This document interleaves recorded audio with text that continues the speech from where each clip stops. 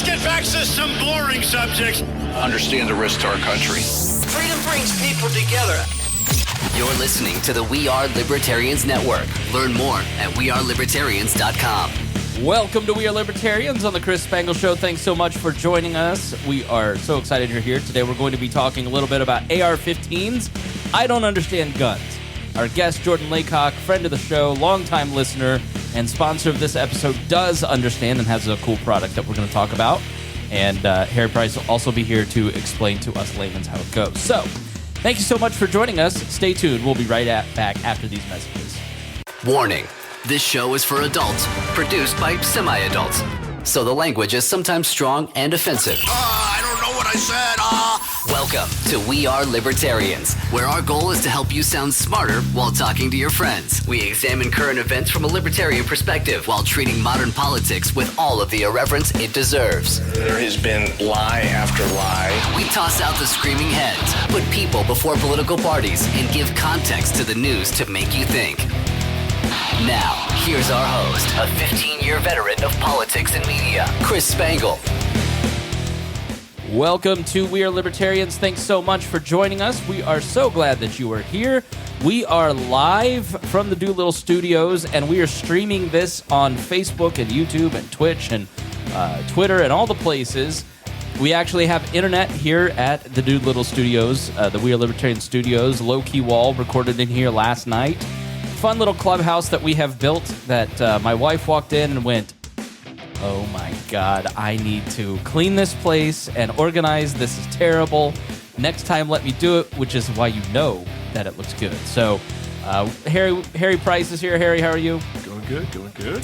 We have a lot of work to do. The camera angles are not good on this. It's sort of, it's taken us 3 or 4 months to kind of get settled in. The audio still is mostly okay. We're working on that a little bit.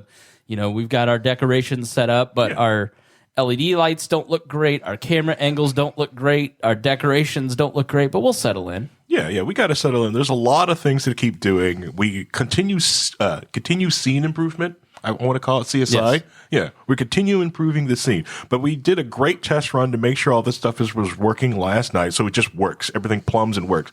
And the one thing we did find out from the internet service is because the guy who did the installation, I found out from the conviction that came after I filed a ticket. Yeah. He's apparently notorious for just setting things up and never activating the lines. Of course, yeah, because you put this in like a month ago, right? Right, yeah. So it's just, he's just notorious for not activating. Yeah, so like with the other people that came and that ran us a brand new line didn't know that it just wasn't activated. Yeah, so, if you're a longtime listener, then you're obviously familiar with the panel format here of We're Libertarians. On the Chris Spangle Show, there's also a separate WAL feed if you want to just listen to these separately without my interviews and other content. You can go check that out in any store. Now, the game plan is this. A couple times a month, we're going to get together here and do We're Libertarians, and then every other Saturday will be a monologue from me, or I'm working on a cool history show that'll be, a couple hours on the history of the protocols of the Zions of Elder.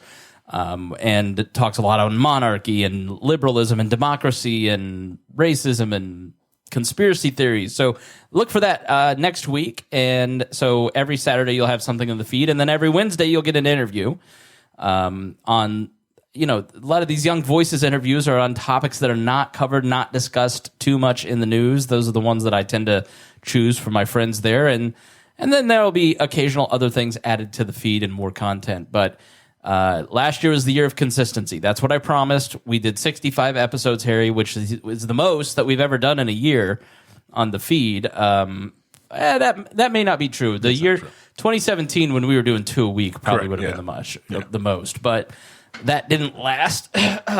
But we are back. Finally I have my life together.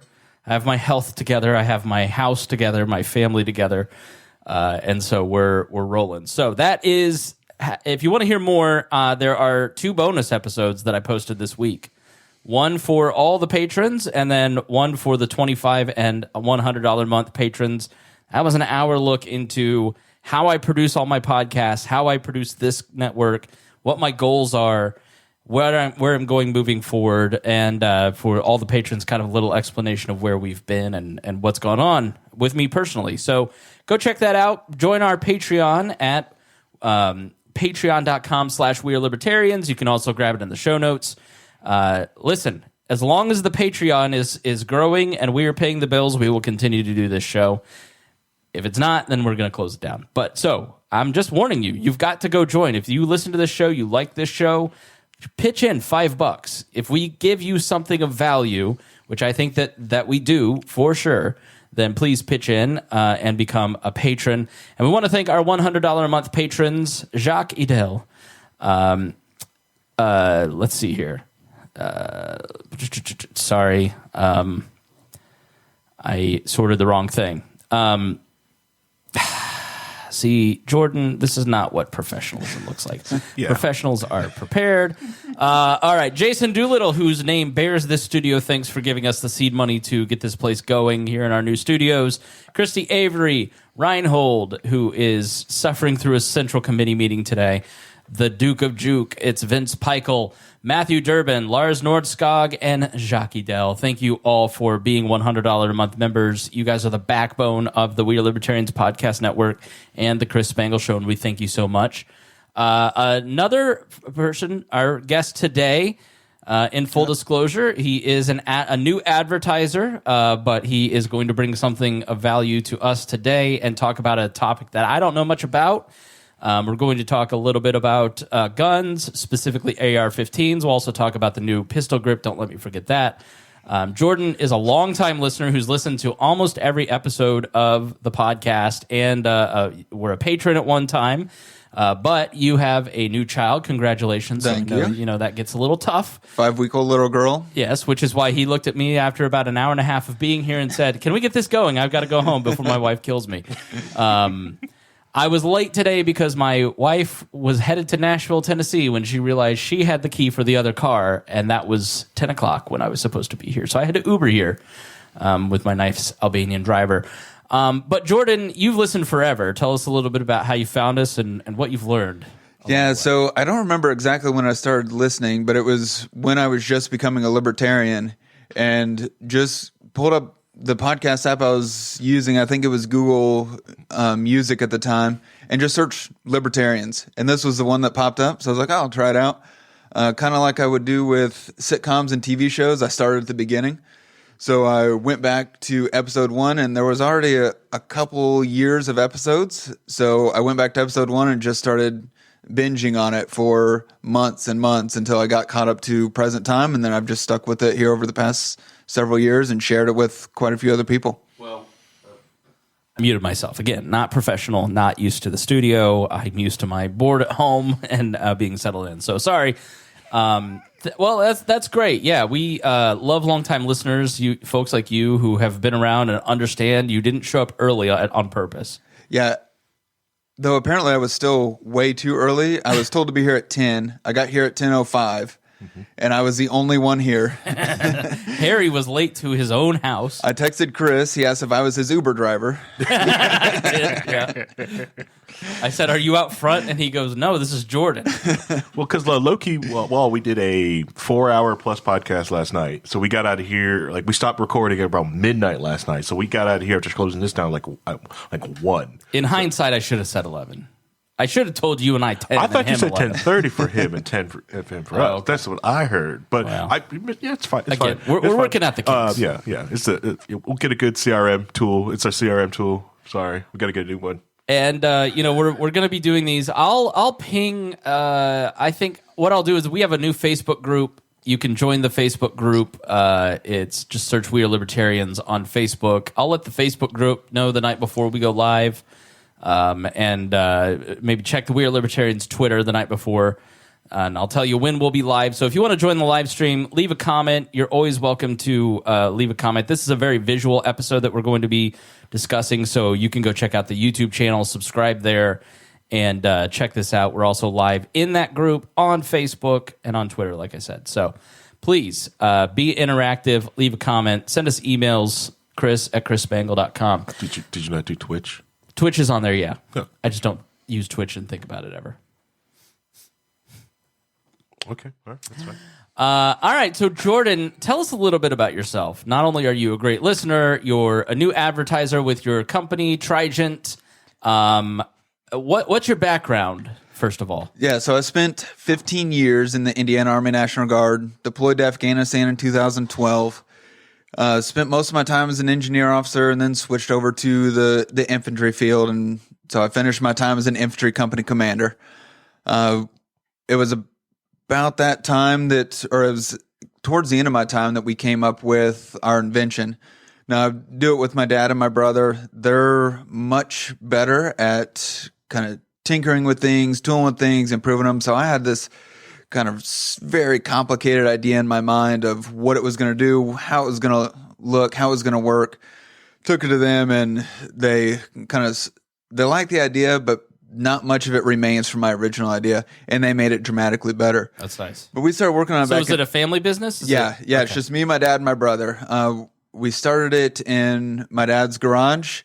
Now we have upgraded to a chicken coop. It's been refurbished. It's nice, but it's a chicken coop. So you hand make these? Yes. We've handmade most of the parts. Some of them we've started to outsource so that we can, produce more units, and they're a higher quality when we're able to get them professionally made. But we assemble all the parts. We designed it all ourselves. It's all just us. We're self-funded. We're the ones doing it all. Okay, so I'll turn it on the stream here so people can kind of see. So look, I don't know anything about guns. I fired guns one time. But what gun do you have to your right? So this is an AR-15. Okay. The scary one. Yes. Yeah, okay. The one, you can see how black it is. Very bothersome. Okay.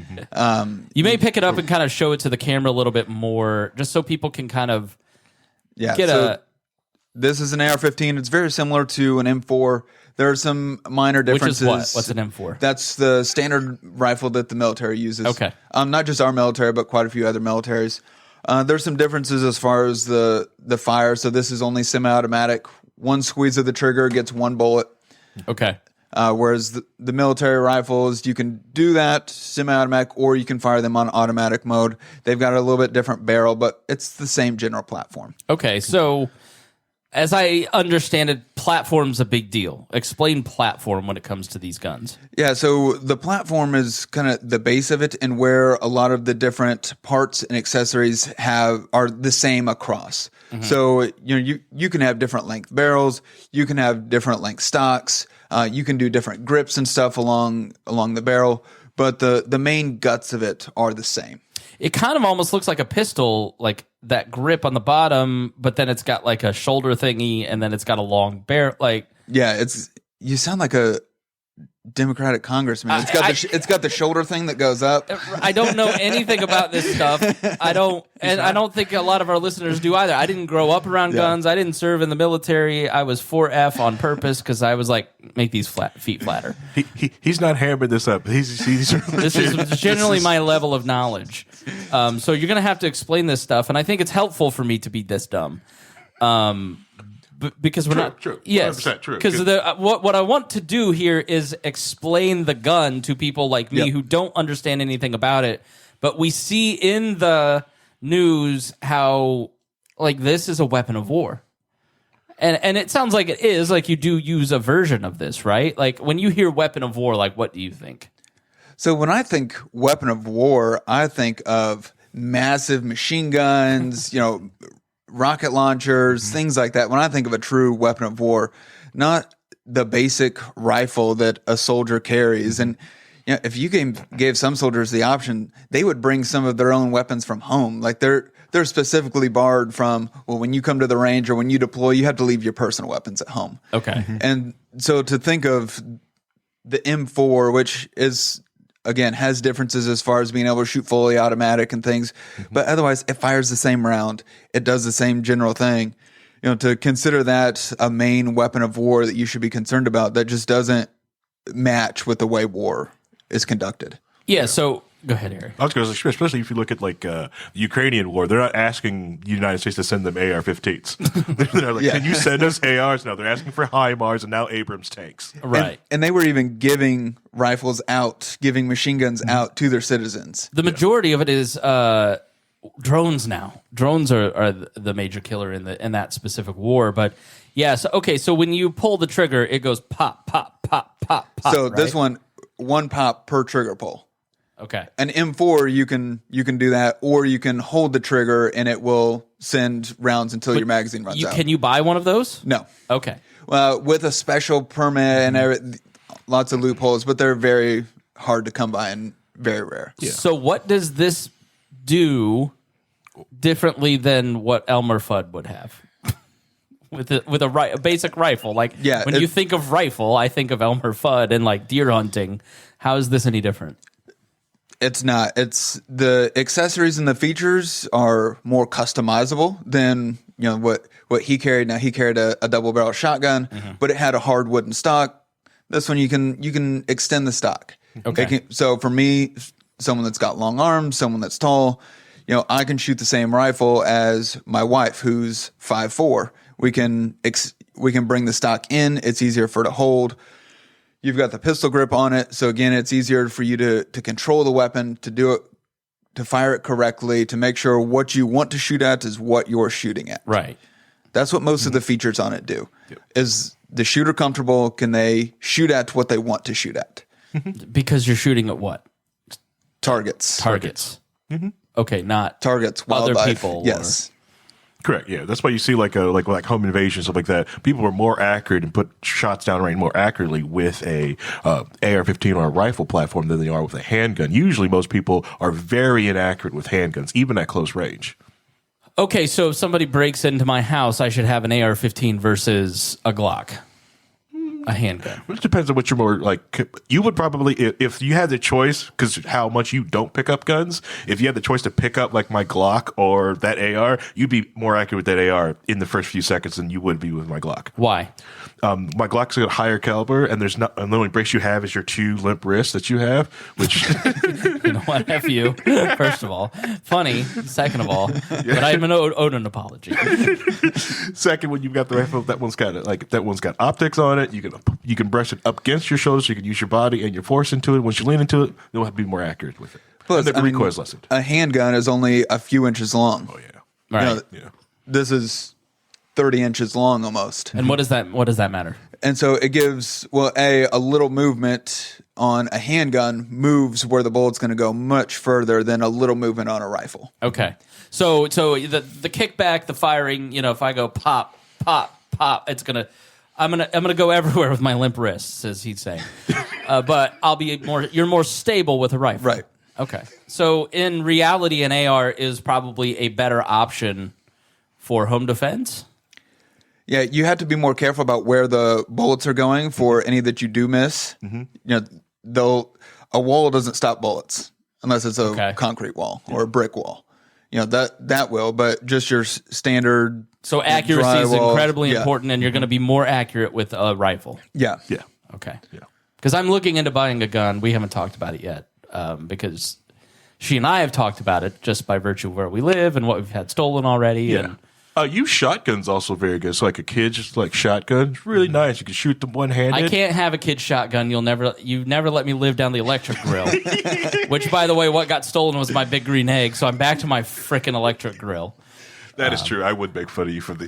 I'm devastated at the loss of my manhood. Yeah, but the used shotgun's great. You can shoot it one-handed while on the phone. If you have to call police, it's great. No, I'll outsource that. If I'm holding a weapon, I'm not also texting the group chat saying call 911. Okay, so when you say caliber, can you talk about the bullets? Like what goes into this stuff? Let me turn on the camera here. But explain bullets for dummies here. Yeah, so these are a 5.56 caliber bullet. It's the NATO. These are the NATO standard 5.56 by 45. That describes the bullet itself. So usually people will use the word bullet in multiple ways. Mm-hmm. You'll call the whole thing a bullet. All right. Or what's technically accurate is the actual part that comes out, because the brass piece is just the case. So once the trigger's fired, the gunpowder's in there, it's going to eject the case, and then the bullet is the actual bullet at the end is what's traveling towards the target. So that little copper top there is actually what travels to whatever you're shooting at, be it the deer or the home invader, and then the brass is what fires away from the gun, and then Danny on Blue Bloods finds and tracks you down so he can I gotcha. Okay. Yeah. So then so the difference can be in the size of the case, in the size of the tip, what? Yeah. All of it. So it can be the size of the bullet itself. It can be how much powder is in the case, the size of the case. And so the range of calibers and the availability of calibers is immense. Some of them switch between metric and standard. So you've got 5.56 millimeter, but you also can have things in inches, so 0.357 inches. And so it's like wrenches. There's metric and then there's correct. Yes. Yeah. Right. pretty Okay. much. Gotcha. Just like my Glock, I can, I have a 9 millimeter, but I've got a 40 caliber. Gotcha. Changes on me. It's fun. Or the 380, which I like. I like my little Ruger 380. Your tiny little gun. Yeah, Your it's small little hands. It's tiny. It's fun. What I like, it's more impressive because then, if you pull it out, someone will laugh and you shoot them, with it. It's more fun.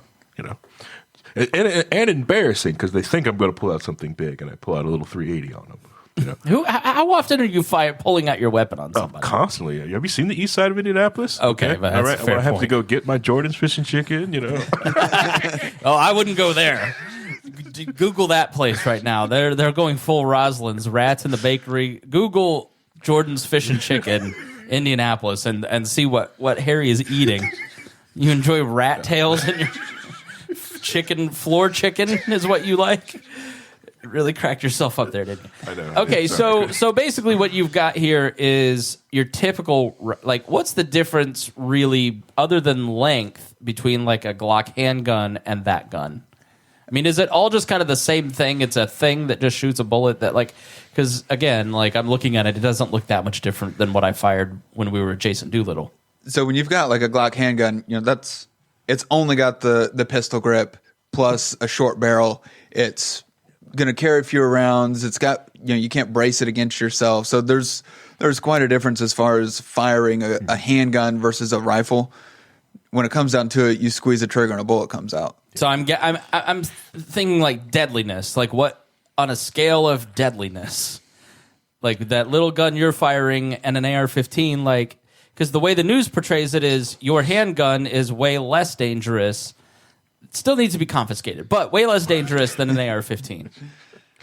Oh my god! Caliber does play an impact on deadliness. Obviously, a bigger bullet is going to do more damage, but the bigger thing is accuracy. So you get shot in the foot with an AR-15 versus in the heart with a 380. Mm-hmm. Okay, the 380 did more damage. Yeah. So shot placement and number of rounds on target when you're talking about a self-defense situation makes a way bigger difference than caliber. Okay. Yeah. Caliber's important, but not as important as accuracy and shot placement. Exactly. What makes the bullet go follow up on that? I was going to say, it's always best where you hit someone versus because any hole into someone, depending on where it's at, is going to be deadly. I think we also all learned 2 weeks ago, if you get tackled in the chest and someone hits you at the right moment at the right time, your heart can stop. Just a helmet. There's not a good knife attack. I mean, if you talk to police officers. Yeah. If you attack somebody with a knife, you are not coming out of that unscathed yourself. Yeah. And there's a lot of I've done some of the help with the police martial arts training to train new cops to let them know how dangerous that 10 feet gap is. Yeah. And because they'll go through training through the academy, blah blah blah blah blah. But they used to bring them into the MMA school. Okay, these guys have just been fighting all day. This is what we do. All right, show these new cops how dangerous 10 feet is. Right. When they're okay, you can just so I can hit this cop. Yeah, go ahead. And you just in that 10 feet, you instantly just turn on danger and all right, they can't pull their gun. Gotcha. So 10 feet, the most deadliest thing is a knife or a fist. But outside of 10 feet, then your ranged weapon starts becoming the deadly weapon. So what determines length? If I want to hit something 500 feet away or 20 feet away, is it the length of the rifle? Is it the amount of explosiveness in the powder? What? Yes. Okay. Yeah, so it's the length of the barrel, the amount of powder, the size of the bullet. A very, very lightweight bullet just can't get enough energy to travel very far. Okay. And so all of those things, and there's a whole immense science behind ballistics, and people will do their own personal reloads if they're a high level shooter or wanting to really narrow things in at longer ranges, they will load their own bullets as far as putting the powder in and use special powders. There's a whole science to it that's far beyond what I myself worry about or most shooters would consider. Yeah, and targeting, because like when you go into like especially long distance shooting, you instantly find out the Earth is not flat. Okay, you have to understand that the Earth's got some curve and gravity to it. It's really neat. Yeah. Okay, so when you guys watch the news, knowing your hat from a hole in the ground, I mean, what do you think of the general conversation that you kind of see around AR-15s? Well, I know for some of the shootings, they don't even know exactly what they're describing as far as what the shooter used. So they'll misidentify the caliber. So a 5.56 is very comparable to a .223. There are some differences as far as the pressure they generate, and so that just because a weapon can take 223, it may not take 5.56. But so I've seen before where they will just take the first two digits of that, and they'll say, "Oh, it was a 22, a 22 caliber rifle." And so there's a big difference between a 22 caliber rifle and a 223 caliber rifle. Why? The amount of powder, the size of the bullet, it's a dramatic difference in far as capabilities concerned. Because being an avid TV watcher, Squish walked in yesterday and goes, "Dad, are you watching Red Bloods again?" I just watch Blue Bloods all the time. I've officially turned into a boomer. Yeah, we know. They have 9mm and 22s, and that is what kills everybody. Is a 9mm or 22 in those television shows.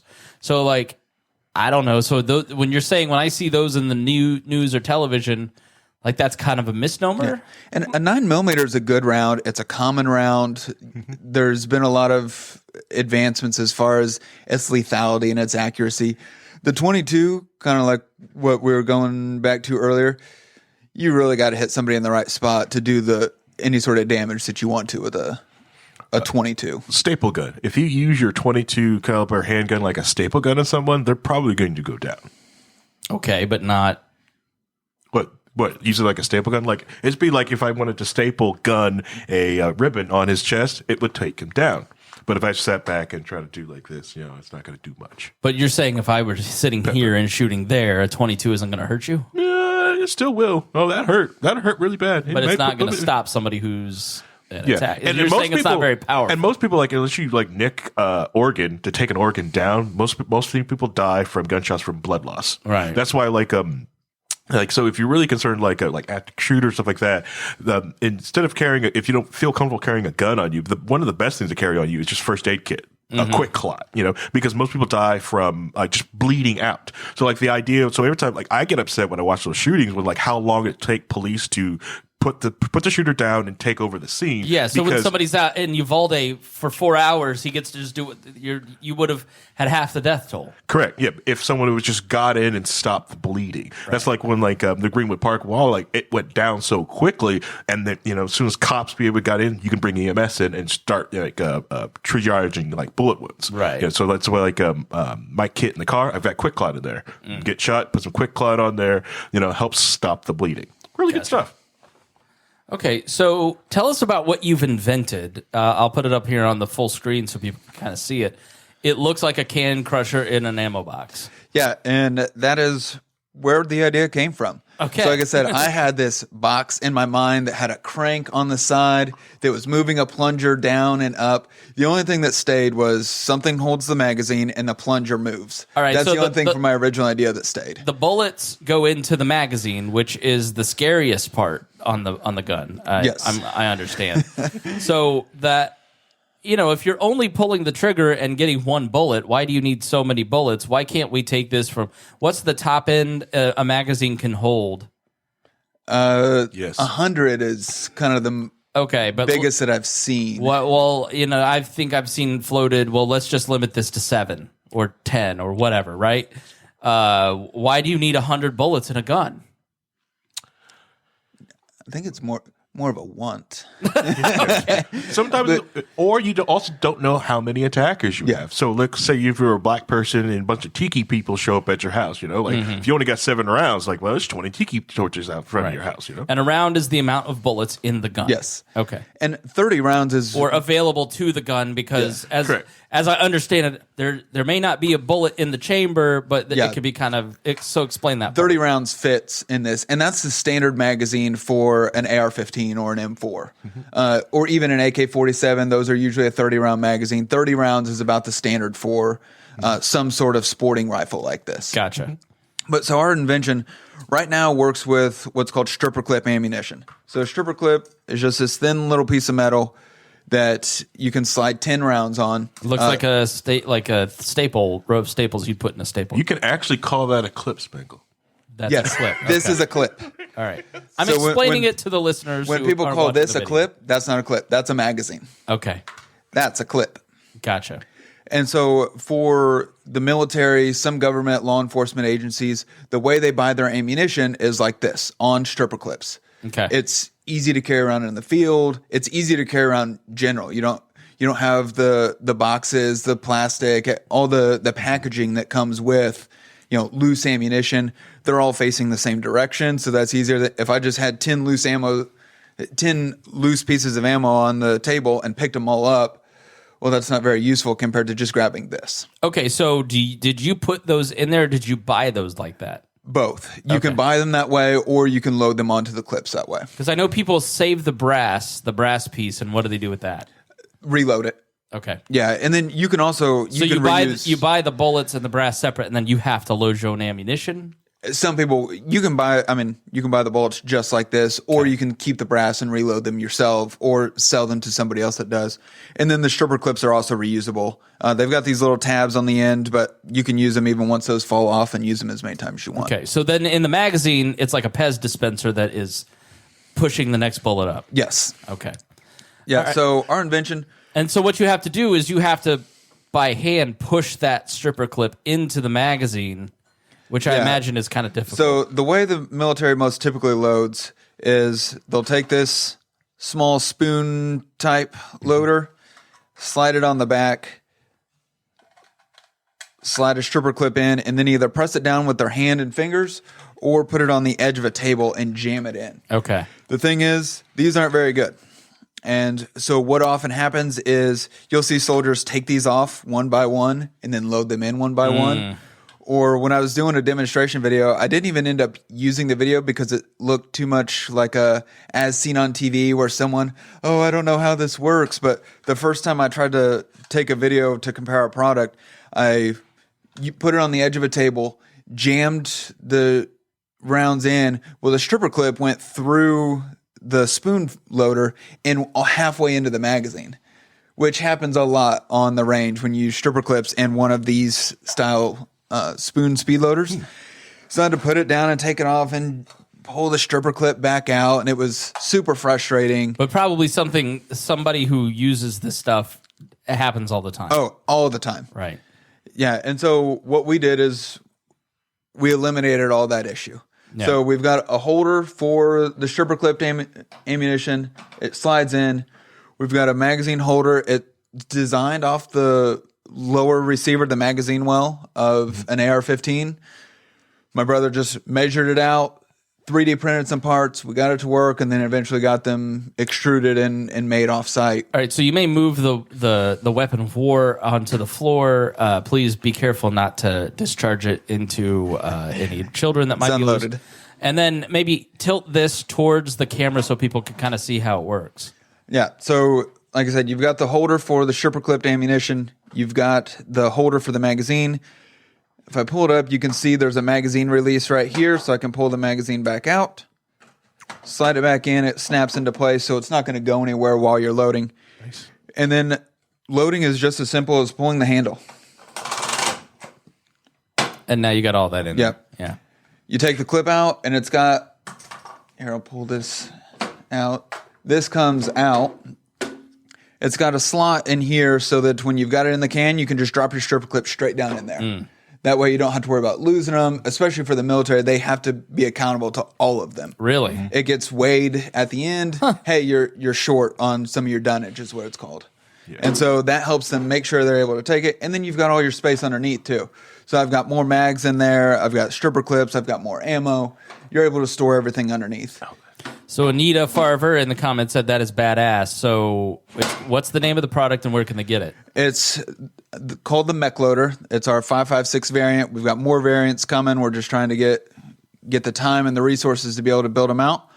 You can find us at www.trijent.com.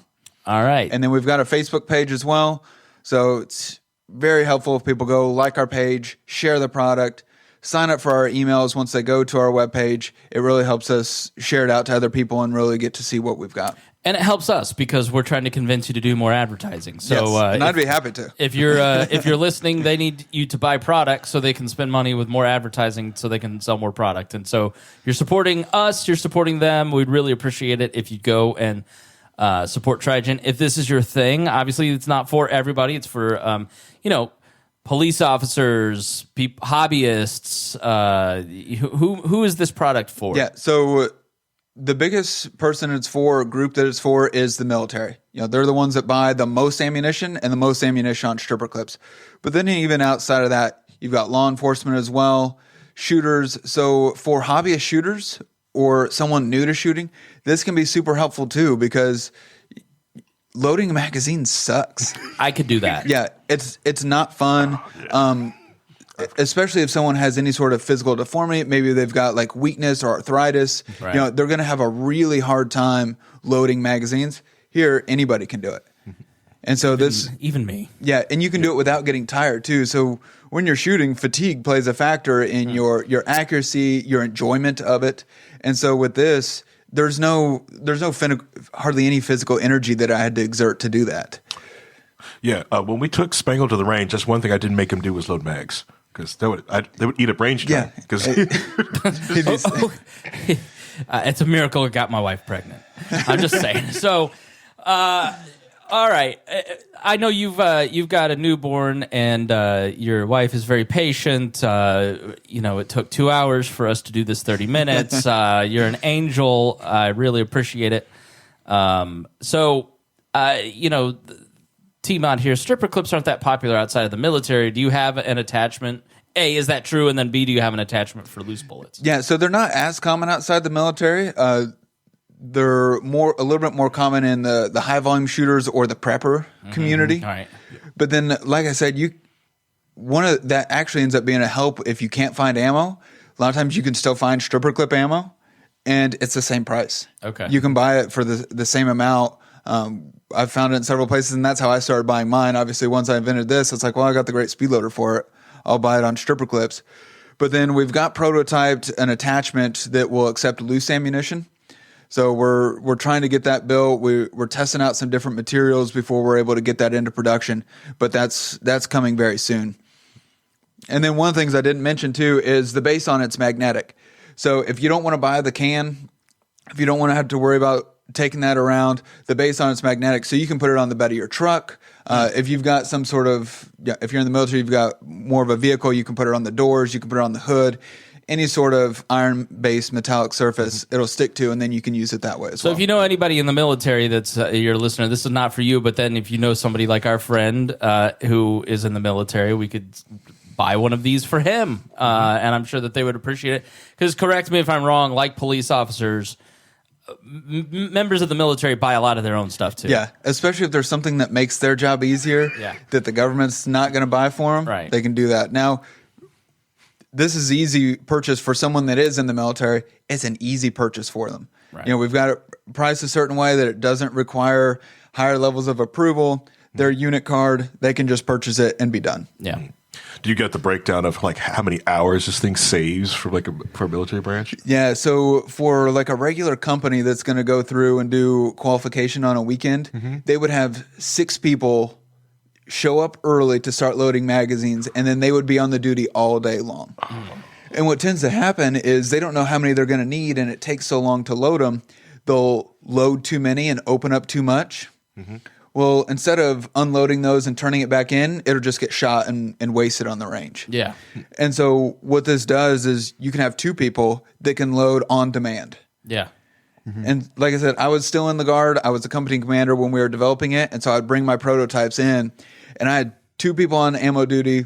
They were being super casual. One was just kind of lazily handing magazines to the other one who was loading them up. I had a 2-person ammo detail for my whole company. Oh, wow. And so it's a huge change. And now instead of having 6 people pulled off training, now you've got to make sure they get fed. You've got to rotate them in. You've got to figure out who's backfilling them. You've got 2. It's much easier to handle, and you can take those other 4 people and focus them on training and what they're supposed to be doing rather than loading magazines and wasting time. You ought to, I don't know if I would send him this episode, but Jim Banks, the congressman, man, he's active duty in the Guard. You should get a meeting with him, because maybe you could get this sold to the U.S. government or the Indian National Guard if you become senator. All right, Harry, what question should I ask him that I'm too stupid to ask him because I'm ignorant? Is there anything, or did we cover it all? We got everything. I think that's about it, yeah. Yeah, and for the person that said that Sherpa clips aren't that common, still go sign up, like our Facebook page, sign up for our emails. So as the loose adapter comes out, as we start to develop the AK-47 model, which will take the same base, there's only 2 parts that need to swap out for us to do a new caliber, a new weapons platform. So stay up to date on our products, because one may come out that works for you and fits what weapons he has or what kind of ammo he buys. Yeah, because as you go to different, especially with loose ammo, you start with the AK-47 and everybody else starts getting their SCAR out. It's going to be great, especially that new pistol SCAR. Have you seen that one from FN? Oh yeah. The pistol grip thing. What's the pistol grip, and what happened? What did the ATF do to make everybody a criminal? Explain this to me, because I don't know. All right, so what the pistol grip? Not pistol grip. It's a pistol brace. I don't have one of these. It looked like kind of. Let me maybe hold the gun up, and because it kind of looked like the back. It looked like an attachment you put on the back of your gun. The photos they show for that just stabilized on your shoulder, which is going to be the worst, because like the photos they use is like a basic everything with just a telescoping buttstock on it, because like the way they make sure it's a black photo, the angle that they took the photo, so everyone would think it's that. Even my wife was like, "Oh, do we have one of these?" It's like, no. This thing is something different. This thing was designed for someone who, like you, have a weak wrist or have an issue shooting or and I you know what? F you, because if you'll remember, sir, and I have the paper somewhere that I can prove this, my accuracy was amazing, and I hit the bullseye most of the time. And for a first-time shooter, everybody, including you, is very impressed. I have very thick wrists, especially this one. Okay? Well, and there are certain barrel lengths and sizes at which it becomes a pistol instead of a rifle. And so if the barrel is a certain length, you're not allowed to have, because of, I don't know if it's ATF regulation or Congress, who the bad guy is in this one, but you're not allowed to have a telescoping stock or a hard stock if the barrel is too short. That was Congress. So what's the point of that? Because it sounds like the back end is the comfort. Oh man, we're going to be here for a while. So the National Firearms Act, when that was really signed, it was supposed to stop these bad gangster people with their rifles and their short barrel rifles and cutting things off. So the evil people with their sawed-off shotguns and making their rifles really short. So this is actually like a severely old-timey law that just kind of just brought up from now. Okay. Yeah. And so anytime there's a regulation, people eventually find a way around it. So you had short barrel AR pistols. Well, they're hard to stabilize, they're harder to shoot, and so they developed a brace that wasn't technically a stock. So it met the regulation, it met all the requirements. People were able to have the short-barreled pistol, but still able to shoot it supported and accurately. And then they decided, no, we're not going to let that happen. So anymore. is the goal basically to make the unwieldy pistol less used because it's less accurate?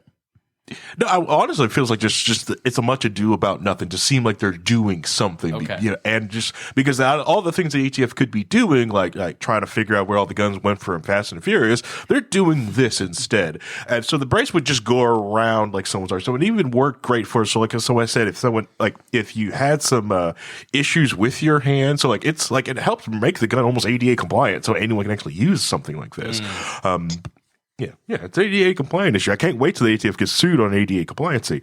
But what did I want to say? Like, and the ATF on occasion, on several years, have been shown this attachment and ruled like, yes, if this thing is fine, we see no issue with this. And it was constantly kept going of like, hey, are we fine with using this type of brace? And the ATF kept ruling, yes, you're fine. And there's millions of these out there now because they kept saying it's fine. And now that you give someone like 120 days from last Friday to destroy, remove this thing, or destroy the gun, or register and file for a tax stamp. So A tax what? A tax stamp on it.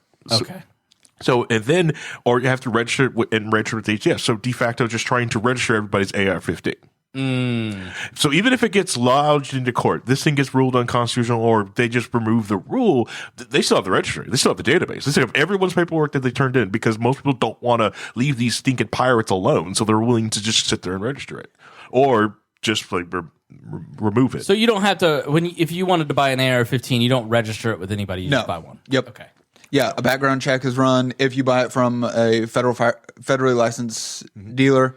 What's the difference between a background check and registering a gun with the government? The background check just makes sure that you are not a prohibited possessor, that you're allowed to have a weapon, so you don't have a felony in your past, you're not, like a psychological issues or going through different treatment like that. So then it's up to the local seller to decide whether to sell you that gun, or are they prohibited based on state law or federal regulations? Those are state laws, people reporting to the list. Also, the seller of the weapon can also go like, hey, you know what? You may have passed this background check, but you look shady, or you have bought like 50 of these AR-15s in this last month. I'm not selling you. Tell me if I'm wrong, but that seems to be the solution here, because the federal government can't get their database correct. Oh, no. And and the law enforcement keeps watching these guys, and they still keep buying the guns. But why are these gun shops selling it to people who clearly are like 18 and look mentally disturbed? Is that the answer? Is it just a movement amongst gun store owners to like be more ethical and not be like Don's Guns? I just love to make money. A lot of them are ethical. A lot of them do refuse to sell people guns. Okay. They don't feel like they're on the up and up. And like the Sandy Hook shooting, the shooter murdered his mother and then stole the weapon that she had. Right. Mm-hmm. And so that's another avenue as well for those, even if they can't go buy them legally, well, they can get them illegally through theft. And I wondered why the live stream, why our numbers tanked, and apparently the live stream on YouTube just got taken down. Because you had Man, a that weapon. was fast. Because you had a weapon on it. Oh yeah. Yeah. So let's see what strikes we got here. Yeah. You just got us banned on YouTube. Great. Oh, do you want me to take the weapon off the? No. It's too late now. But the live stream is gone. But that'd be active community guideline strike too. So let me see if I can delete this real quick. No, it's not even there. It's totally gone. no, just channel got tanked straight on live. Oh, I wonder if mine got tanked. Oh, did you stream yours? Yeah. See, So and this is why we should have been streaming live to Rumble on Rumble software. Anyways, But there are tons of people with guns and gun videos on YouTube. yeah, you have to like a lot of them have to. They actually have someone on YouTube that they talk to, and it's usually like, okay, so this is probably just an automated system. Like we noticed a gun on stream, or someone reported. So we're just making sure that somebody's not being dangerous. Correct. Yeah. So it's more of a, unless you have a history of doing it, we're just gonna instant ban you first, instant stop you, unless you have a history with it, because YouTube and Susan Wojcicki does what she freaking wants with that platform. It's a terrible platform, but it's where everybody's are. It's where everybody's eyes are. No one will leave it, just like Facebook and Twitter. No, So it isn't a strike. Yes, there may be an issue with your content. We found something that may violate guidelines. Mm-hmm. We'll ask you to take a look at the policy. 3933, someone holding, handling, or transporting a firearm. and not on a range, not a thing on that. That's probably what it is, because we're not on a. Yeah. Should I appeal or not appeal? How long is the ban for? We didn't get banned. It just took it down. Oh, Yeah, just don't do it. Just leave it alone. Right. Like, unless you want to do more guns, let's go to the range stream. You know? But we're not doing anything wrong. I've got to because we weren't having any kind of violent discussion in any way. We were explaining to people how this works. It's called big tech, and most people who program these things for everything that everyone loves using is developed in an area that hates guns, and they're all still in the coastal cities. So people use these things. There's a reason why people go on Rumble and other places like that because of stuff like this. Because to someone in California, all guns are scary. That no one should have them unless they're a police officer, but we need to defund the police. So that, so they just insta ban. I don't like it. Get rid of that. And then you're just delved in that queue. The fact that you can't even have an educational discussion is insane to me. No, and that's the reason why like Discords about it when you're trying to talk to someone about guns, the guns are scary, or even having like an issue of just showing people how to get guns or make guns safe. Everybody is trying. Like the pistol brace thing makes the gun safer, yet it is banned. There's a lot of things you can do onto guns to make things safer, but they have arbitrary rules to make them unsafe. So Tom says YouTube changed their rules so that now creators cannot show any type of modification to a firearm, which includes things like loading a magazine into a firearm, mounting an optic or light muzzle device, a silencer, hand stop stocks. You can result in the loss of your YouTube account. Therefore, unedited videos with prohibited content like 60-round drum mags, modifications like loading guns will be posted to Twitter and Rumble, and that is from the Military Arms channel. Yes, it's just crazy. All right. Yep. See. Well, let's wrap up with Jordan so he can go home and not get in trouble. Shameless self-promotion time. Go ahead. Yeah. So you can find us Facebook.com/Trijent. You can find us at Trijent.com or YouTube/@Trijent. We're on all three spaces. Again, sign up for our emails, like our page. Even if you don't buy, share it with other people who might be interested in. Maybe we'll have a future variant that speaks to you. All right. Thanks so much for coming out, Jordan. We're going to take a quick break, say goodbye to him, and then we'll be right back after these words.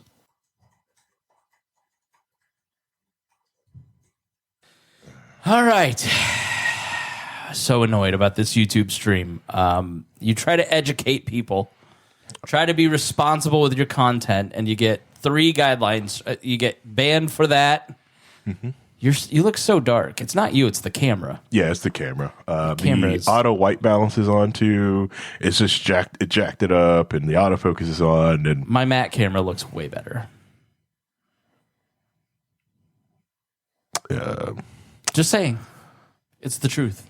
Wow. All right, so I have not followed it. Wow. I was talking to somebody the other day, and they were telling me about a couple people beefing behind the scenes. I won't say which figures, but the anti-vax crowd seems to be at each other's throats. And let me just start here. Everybody you don't like isn't a grifter. Okay?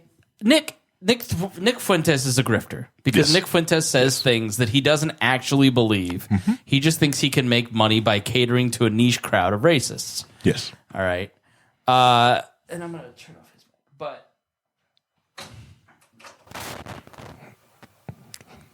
thanks for just plugging things in and out. Like, it's okay. I know. I'll edit that out of the audio. But everybody you don't like isn't a grifter. Steven Crowder, Ben Shapiro. These people offer a product, and they offer content, and they put work and effort into their content, just like we do here. And even though I disagree with them on a lot of stuff, it doesn't make them a grifter. AOC's not a grifter. Rachel Maddow's not a grifter, right? Like, I guess anybody who tries to build Tim Pool is not a grifter. Like, I think Naomi Wolf genuinely believes the nonsense that she says. Like no Matt Taibbi, Glenn Greenwald. Like, these people are not grifters just because they disagree with you. What's your definition of a grifter when you're looking at independent media? Grifter to me is someone who just changes their opinion on just the win rolls. They have no hardcore principles.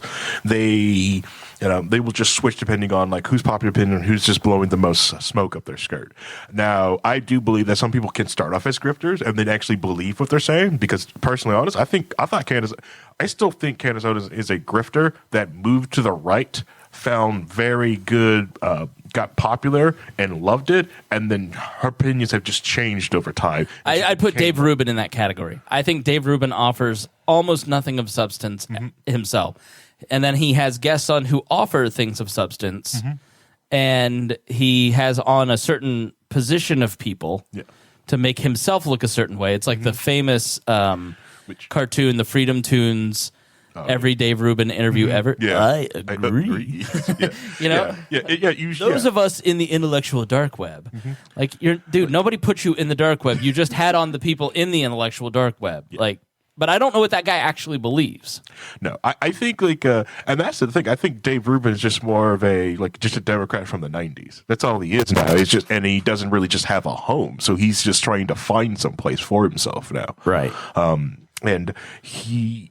And that's not just about his product. His product's really neat. That's why, so Dave Rubin also had that everyone, I didn't like Candace Owens because from the LGG days, her coming out of that. GG what? Gamergate, okay. Stuff like that. And then, when Dave Rubin had Blair White and Candace Owens on, okay, I'm warming up to Candace, but I still think she's grifting. But she proceeded to take the first 5 minutes of this interview to just for some reason thinking she's outing trans person Blair White. I was like, what? No one cares. Everyone, even Ben Shapiro, uses she/her pronouns for Blair White, and you sat here for 5 minutes trying to say, hey, you're a guy. I'm like, oh my God, stop that. People have, and I want to do an episode or write about it or something, but the what is the term that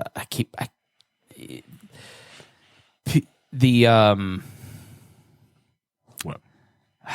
Goodness, what was the term? I can't think of it. I don't know. In the ballpark with it. No, hold on. You keep talking. I'll find it because I have a note of what I want to write about. But it's grifters. Those people you've probably talked to these people. Now I'm not talking about that casual person that you try to transgressive, which is left on the right where they have no principles. It's like nailing Jello to the wall. Most people are like, oh, that's mostly leftists. No, there's a lot of rightoids that they have no principles on their own. They're just anti the thing that the other side is for. It's they have no hardcore principles. Like this whole gas stove thing. It's a lot of people's like, oh, come and take my gas stove. I'm like, do you really have a gas stove? Do you understand why people want gas stoves? Do you understand why some of it's goofy? Transgressive art is the art that aims to outrage or violate basic morals and sensibilities. And so what has developed on the right is the countercultural sense of going at the hegemonic lockstep, like New York, their version of the Supreme Court. The head guy retired, so Kathy Hochul, the governor, is appointing a Hispanic with a long track record of being a solid liberal, but it still has some remnants of being a classical liberal. And the Democrats in the state house who are on the extremes are beside themselves over this person because he had 3,000 cases, or he has this long record, right? But he's not identitarian enough. He made a ruling that even though his ruling was pro-choice, wasn't pro-choice enough. There's, I don't have to explain, the hockey player, right? The hockey player who's Russian Orthodox, who is a Russian immigrant who plays hockey, and the team decided to have a pride night, and he refused to wear the pride jersey. Right. He said, it's against my beliefs. He didn't say anything offensive. He didn't say he wanted anybody hurt or killed. He didn't say anything other than, I don't morally agree. I would like to abstain from this. And he's being crucified for abstaining, just not participating. And that's the, what I think a lot of people who take on the transgressive types on the right want to fight against. I think there's obviously bigotry wrapped up in it, but there's a nihilistic quality to both extremes and a lot of people online where it's just sort of like, I want to have a little bit of fun. Then there are the people who are like, I legitimately hate the other side and I want to see them suffer. And then there's sort of the transgressive people who are kind of a blend of both. I don't know if I'm not making my point right, but because I haven't fleshed this out totally. But within right-leaning media, it's more, and we've talked about this a million times, it's more important to be like Candace Owens and be transgressive against the enemy that you have defined. Right. These are their morals that I'm declaring, and I'm against them, so I'm going to just do whatever it takes to troll them. And that plays better than, like, Ben Shapiro will be a little trolly, and he's not transgressive, though. Ben Shapiro is the type of person who has fleshed out his own personal beliefs, believes those things, and then articulates his point of view. I don't always agree with it. Every time he says, I'm a libertarian, but... and then says the most unlibertarian thing you could imagine. Yeah. Like, I have respect for a person who isn't just trying to be transgressive. Yeah. Candace Owens, on the other hand, I don't know what she actually believes. She's just trying to get attention by being transgressive against what she perceives to be somebody else's morals and sentiments. Correct, yeah. And that's, like, to me, like, she's candy and... Ben Shapiro's fast food, right? At least there's some nutritional value to what he's saying. And Steven Crowder has kind of always seemed to me to be a little bit more on that transgressive side. And, like, it took a long time for people around me to kind of go, like, just watch his stuff. He does have some points. I'm like, yeah, but it doesn't, like, that's not what I see because I don't consume his content regularly. He always just kind of seemed to be. I don't know if you watch him or you consume his stuff. I consume Crowder's content. Yes. Yeah. Okay. What's he like? Tell me what I'm looking at here. I describe Crowder as more of a he runs more of a comedy show, and it's a sprinkle of politics on the outside. A lot of it is. Like someone like I want to say like rightoid like jokes all the time, and they're just trying to. A lot of them just having fun at the left's expense. They do bring a lot of good receipts on different things when they are breaking down content. I think they do a very good job of taking things that a lot of people from the left will use to just like, I'm going to use this to dunk on the right real quick, and they will take the time to actually actually this is wrong. Like the very famous meme everyone's like, to change my mind thing. That's a Steven Crowder product. His change my mind segments are amazing, just to show that some people just don't have an argument, or if they have an argument with it, it's we just agree to disagree. And there's a few people that are angry about something, but he seems to be kind of the first to popularize within new right media the concept of just letting them talk. Correct. Let them, give them their own rope. Yeah. Right. Like that, like Libs of TikTok. I mean, she clearly has an ideological bent. She's out and about now talking about what she believes. Yeah. A lot of it is actually very homophobic, but like why it never made sense that she got banned was that she was just posting their words. Correct. Yeah. Of the people that she disagreed with. Yeah. Some of the stuff can be like homophobic, but she never there wasn't a post because it was just like, I take this, I post. I take and I post. Now, does she like choose what she posts? Heck yeah, but everybody does. And then if Dennis were here, or Reinhold, he would say, but look at the comments. You're feeding and you're inciting people to be transphobic. And so just to give the other argument against somebody like that. But he seemed to be kind of the progenitor of that.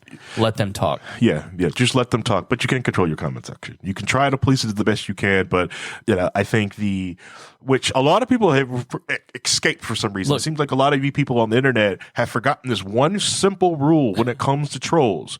Don't feed the trolls. Jumping in your comment section and giving the troll attention, just going to like, oh, cool, I'm emboldened. You read my comment. Here's another one. This one's even more inflammatory. It's exactly right. Like, if you hate Donald Trump Jr., this is a big thing I see on Twitter amongst journalists now. Don't repost him. Yep. Because you're going to do what you did with Trump.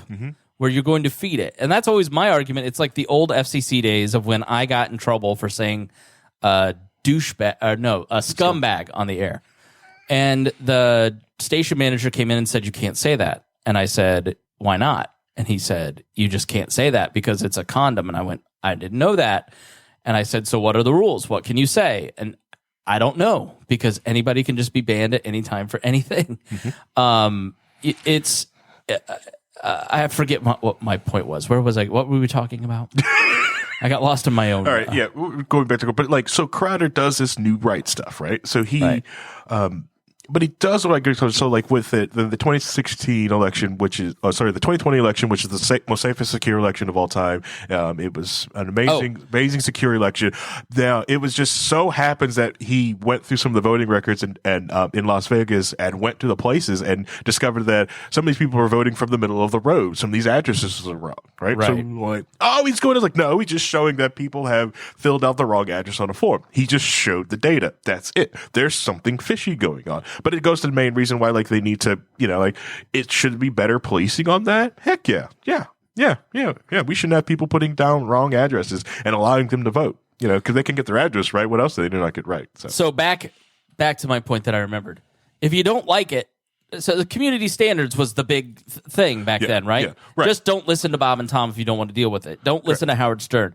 That's my community. I want to engage in those content. If you don't like it, just turn the channel. Stop listening. Correct. But so many and people, if you don't like Don Jr., if you don't like AOC, if you don't like these things, by amplifying them with your hate and outrage, you're only making all of this stronger to the point that Alex Jones now is the spiritual center of the Republican Party. Yeah. So like low-key wall, like I refuse to hate watch shows. We're not hate watching shows. I'm not hate giving any more reviews. I've checked out a whole universes, whole shows because it's like, you know what?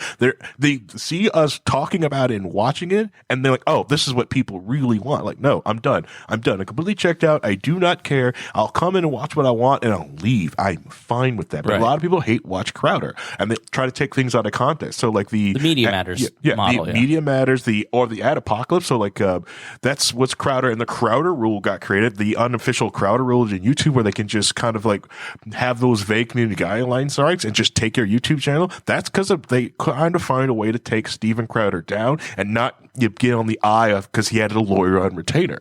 One of the few people of like YouTubers who are big enough to can afford to have just a lawyer to go like, cool, nice, you gave me that community guideline strike. I took me off the air. That's technically a contract violation. Go talk to my lawyer. Okay, so what is going on between him and Daily Wire? So he did his show at the Blaze, which is owned by Glenn Beck and I think Mark Levin and some others after they merged. He's been there forever, and then he decided to leave. Was that because he wanted to do what? I don't know. I haven't found any information that out publicly on why he decided or what's going on with the Blaze. I don't know if it sounds like it was probably money based on the new information, but yeah, I didn't see anything either. Yeah. Could be like something like the Blaze wanted him to do something else or something, but something happened there. Let's see. So he went to he started shopping, or he just wanted to shop around and see what else he's getting at the end of his contract to Blaze. I don't know. I'm not Steven Crowder on anyone on the show. But where can he go? Exactly. Other than the Daily Wire and the Blaze, who have the resources to support him, and starting his own thing like Tim Pool. Yeah, he's not going on.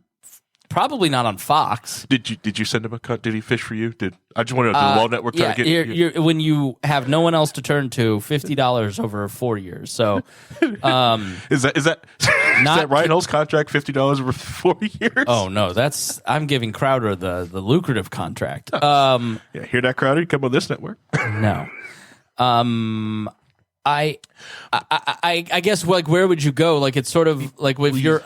So Tim Pool was talking about where do you go to? You're someone that big that can pull on that because anywhere Crowder goes, he's got the Mug Club, the clubbers. Okay, all right. I'm on the like his Patreon. Yeah, it's basically his own personal Patreon. He went in and did it himself, and then they called the Mug Club because he was in the beginning of the demonetization, shadow banning, and needed stuff with the paywall stuff. It's just that's why I always kept ringing the bell for you because he was the canary in the coal mine. I saw them going after him, so that's why I was always going to you like, hey, make sure you got your email list locked down. So you watch Crowder did the exact same thing, trying to get an email list together. And that's why Spangle always tried to get you like put the email. Get you to put it on the email list because if anything happens or moves somewhere, go to chrisspangle.com, sign up for the email. Yeah. And Spangle has been articulating this for a long time, and same thing with like the Mug Club.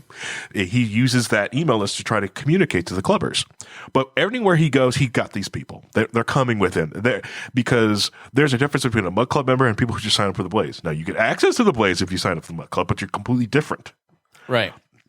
And so he's coming with a based-in base. And you're talking about someone who got like servers crashed on the back end on election night because he had, what was it, like 300,000 people on Rumble watching a live stream on Rumble, not YouTube, not Twitch. That's these two massive platforms. We're talking Rumble. Someone decided to type in and go, I want to go to Rumble and watch Steven Crowder. And, started crashing servers, on the back end. So like this is no like tiny little person in a room. Granted, in his business, he employs, I think it's like 15 people on his staff, full time doing this work. They do a lot of work. They do like basically like, 12 to 14 hour days. They're constantly working. You can watch them like talk about like health issues because they're working so much on this. They put the work in. I'm just trying to give everyone give credit. Like, hey, if you hear me any crap on Crowder, it's like, no, full work. I respect this product.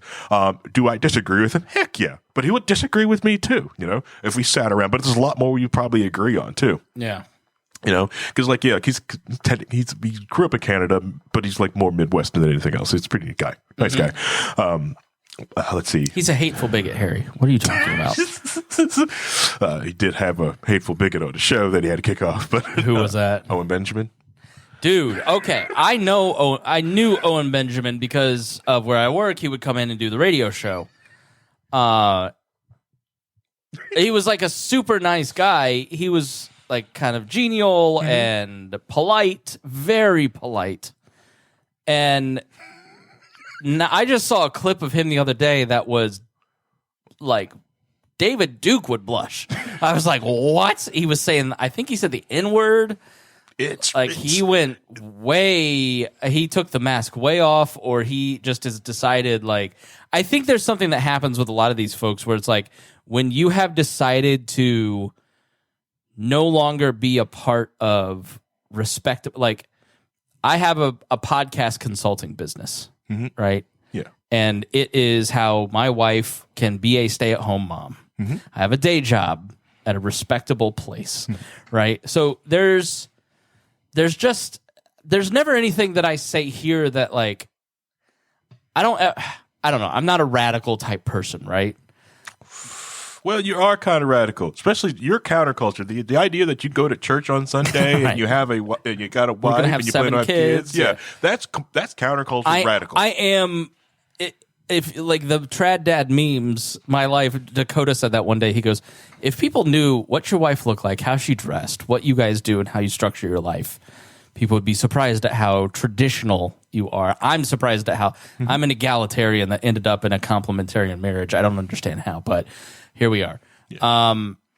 And we're fortunate enough, but like, I don't have beliefs that would get me like I just don't like the Daily Wire because they seem to have one single issue that I see, and it's being mean to trans people for content. Correct. Yes. And maybe I just don't consume it, but what I see of their stuff, because I follow them on Instagram, is trans stuff. I don't see any trans content on my feed except for the Daily Wire. Yeah. Which makes me wonder, like, what does the private browser of Matt Walsh really look like? Yeah, exactly. Right?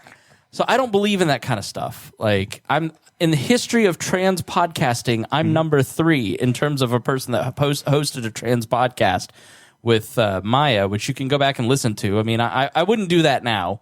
But at the time, I was like, 10 years ago, I was like, I don't understand this. I want to understand it. And I believe in like open dialogue, and answered a lot of questions for people. And I have mixed feelings on it now, and so does Maya.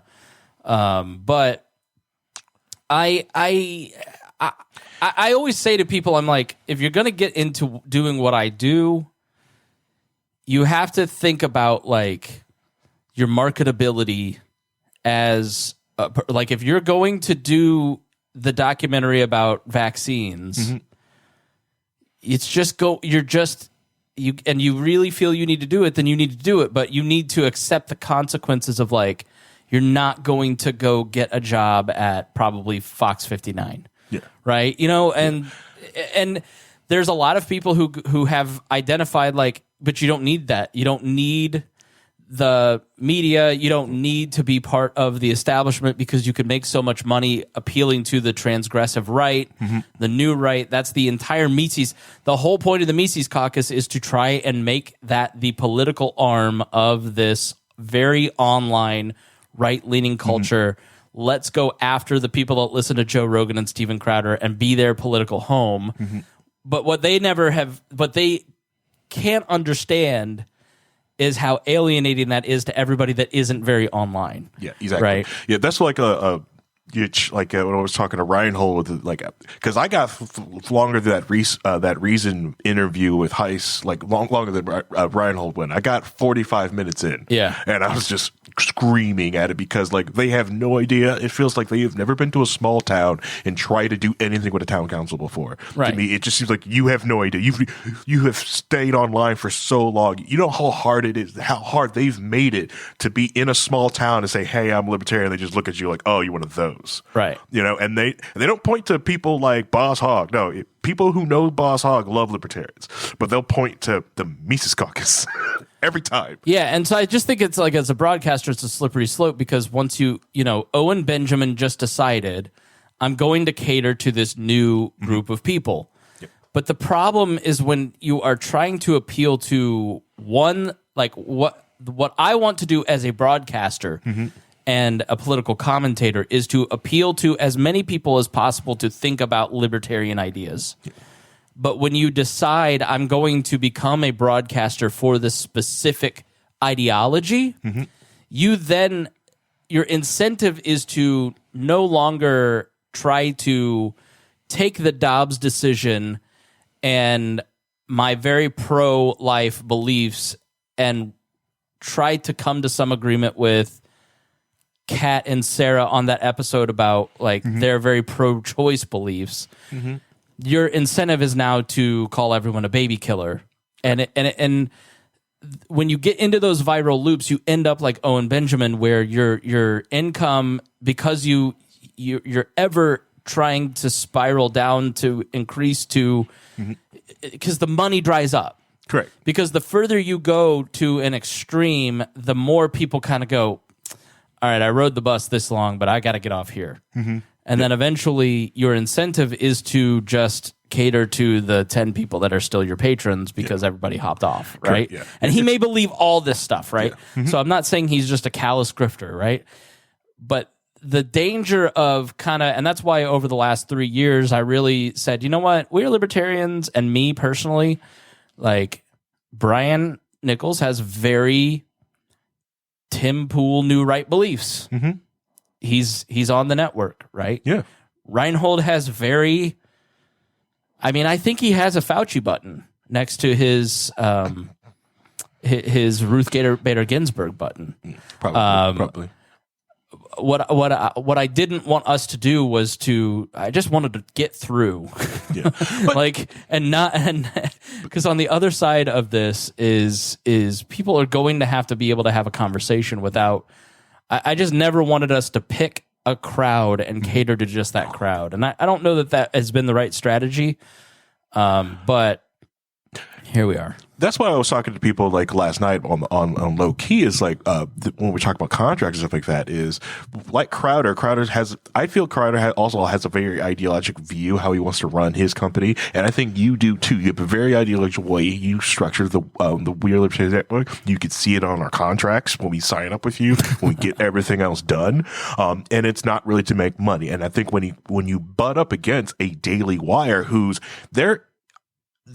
I don't think they have an ideological idea other than they know this makes money. This prints money. Counterculture prints money. The culture went this way. We're going this way. And to Daily Wire, they're there to print money. I just look at it as a Christian and go, I can't make my content picking on other people. I can't do that. And I can't. I would love to do some of the content we did in 2016-17 because it was more popular. Yeah. But morally, it wasn't healthy for any of us. I don't know. I look at it and I go, at the end of the day, I haven't had time the last 2 years to execute all this stuff the way that I wanted to. So, but I just look at the choices that a lot of people make, and I go, I just have to see Jesus in the next life, and I don't want to have to answer for that because I needed 10 more Patreon subscriptions. Yeah. You know what I mean? And I pick people on this network who are not going to pick on each other. Believe me, there's a lot of tension behind the scenes always between all of these personalities that you hear on this show, and between the different hosts. But it's not on air, it's private, and it's committed to being nice to each other and respectful of other people's differing opinions. So that comes out on the air. Like that's my ideological method of doing this, is just trying to like mutual respect. So I don't know. But yeah, so Crowder, and I don't even, but I feel like he was a horrifying jerk 5 years ago, but now he's like a moderate. All right. Am I wrong about that? Like, well, the thing is, like, I don't even think he was just a jerk. I think he was just a guy with a stick poking things out, trying to figure out his thing, what is going on, and also realizing like the raw deal that everyone was giving, and then people were saying like, "Hey, we may be hitting you with the stick, but you can't complain about it." And if you've been online in YouTube and Twitch spaces, that's kind of how it was. If you had a right-leaning bent or wasn't far radical left, it was. Anytime you opened your mouth, it's like you got hit with a stick. And anytime you complained about it, like, we're not hitting you with the stick. I don't know what you're talking about. So is it? I would argue that this is true. Like, it is necessary for a Crowder. It is necessary for a Rogan or some of these people to just sort of build like the Russian hockey player. I don't agree. I promise to stay neutral, but allow me to exist in this space and do my job without making me do something political, because I don't agree with your agenda. The ability to be neutral has gone away. Correct. And you have to have people who are willing to put their careers on their line, like this hockey player, to go, I have different values. I'm going to abstain, and I'm not going to be hateful about it. But you have to carve out that space. It's close to the level of Muhammad Ali not signing up for the draft, refusing. I'm not doing the draft. Not as close. That was, he was risking jail time. But the idea of just something like that, because it's the same thing like the 90s. It's like, all right, it's Christmas. Everyone's got to put these crosses on, and here we go. We're gonna put, like, we're gonna celebrate the 12 days of Christmas. Okay, all right, heathens. Okay, it's Epiphany now, so no work today. We don't do that. So allowing someone like, you know what, I don't really believe in, I have different beliefs with that. I have to go to church, like, hey, I'm living, let live, but I don't want to wear that. I can't wear that. I don't want to wear that. Like, so and what? In these online spaces, if you don't agree with more of the left culture, you weren't allowed to exist. But you're saying the Crowder types have kind of what? Was that what Gamergate was about? Or okay, so like there's a lot of carving out in online spaces, like the ability to be yourself. Gamergate, which laid the groundwork to is the groundwork to like fake news. Gamergate is basically the gaming the gamers, like gamers fight against the gaming journalists. The gaming journalist was fighting, was bad mouthing and putting fake news against the gamers in the space. So they'll try to. So there'll be some. Let me ask you a different question about Crowder then. Where's the line between like that transgressive counterculturalism and trafficking and being bigoted?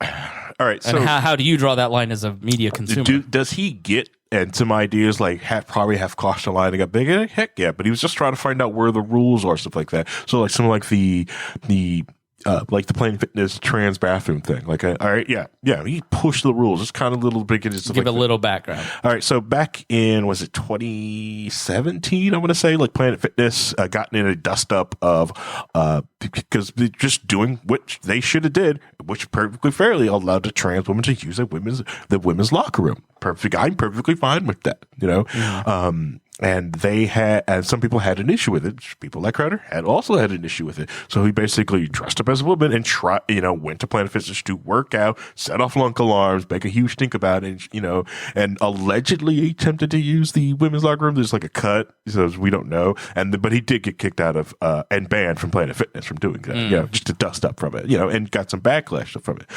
But Blair White still went on Crowder's channel and did an interview about of different stuff like that. So I also tell people, if you do have like you like I did to Trish, like if you're having an issue with some of the trans stuff in the news space, I recommend listening to Blair White's podcast when she did a episode with Buck Angel, Transpa. Great episode about like Transpa, yes. Yeah, Classic Howard Stern character, rode the Sibian. Yeah. Buck Angel, amazing video. They talk about what the heck is going on, like in like a in the transfer, because like they have there's a lot of safekeeping that was put in place long ago that has all been stripped away, and they go into it for about an hour. It's an amazing stuff, like amazing listen. What is safekeeping?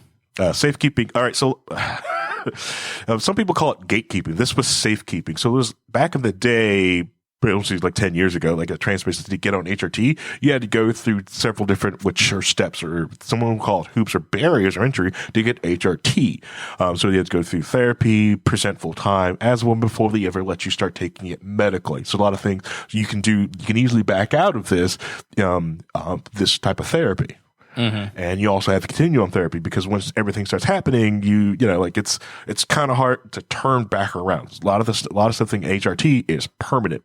So, and the idea of even putting kids on it was even seen as was radical then, and it's still radical now. Yeah, to me, it's egregious. The idea, me personally, is that people are allowing puberty blockers out there. Also, the lie that it is reversible. It is not reversible. Puberty blockers are not reversible. Yeah. These are dangerous drugs that you're giving to prepubescent kids. I think, and you had another friend, a close person transition, and we had Maya here on the network. Like, we learned a lot about all this stuff, and I think people who just kind of go, yeah, if they're 8 and they feel this certain way, they should be allowed to do what they want, and I don't think that's true at all. Yeah. Like, these are permanent decisions, Correct. And some of those people that we knew 10 years ago regret a lot of the permanent decisions that they made. A lot of permanent decisions that they've made. And also, if there's a big difference just allowing a kid to put on a dress or put on, like, wears like clothes, stereotypical boys' clothes, and just allowing them to just dress.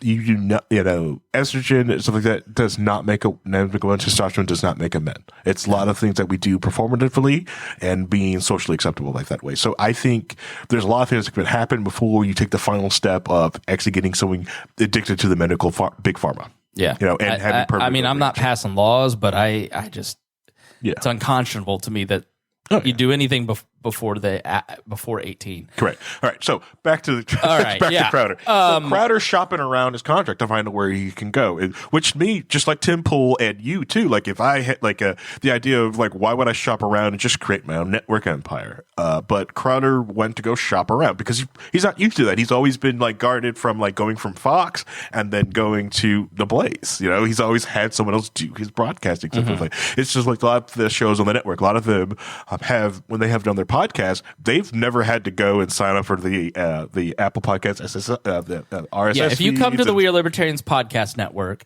like if you're Harry with Low Key Wall or you're Brian with the Brian Nichols Show, all you do is upload. I even upload Harry's show, but like Brian edits his show and uploads his show, but he doesn't have to apply it to Apple. He doesn't have to do all that.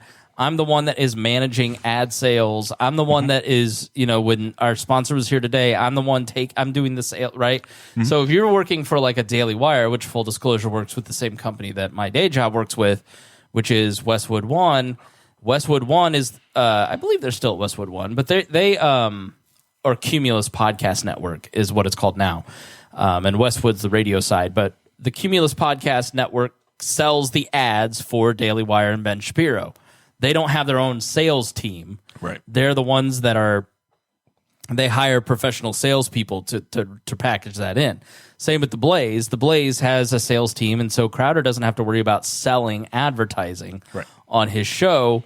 They've got people that are going out, and you know, it used to be I'm not going to say it used to be impossible for right-leaning podcasts to get ads, because Ben Shapiro basically built podcast advertising and built the market and through not just at Cumulus but in general, which is why it was so outrageous that he got banned from the floor of podcast movement, and they apologized for it last year because he is literally the reason that big brands started to look at podcasts and go, oh, there's an audience in the talk radio right, but for the next generation, for people our age who don't listen to talk radio and Rush Limbaugh anymore, but still consume that content. Yeah. And so Crowder is shopping networks for people to sell.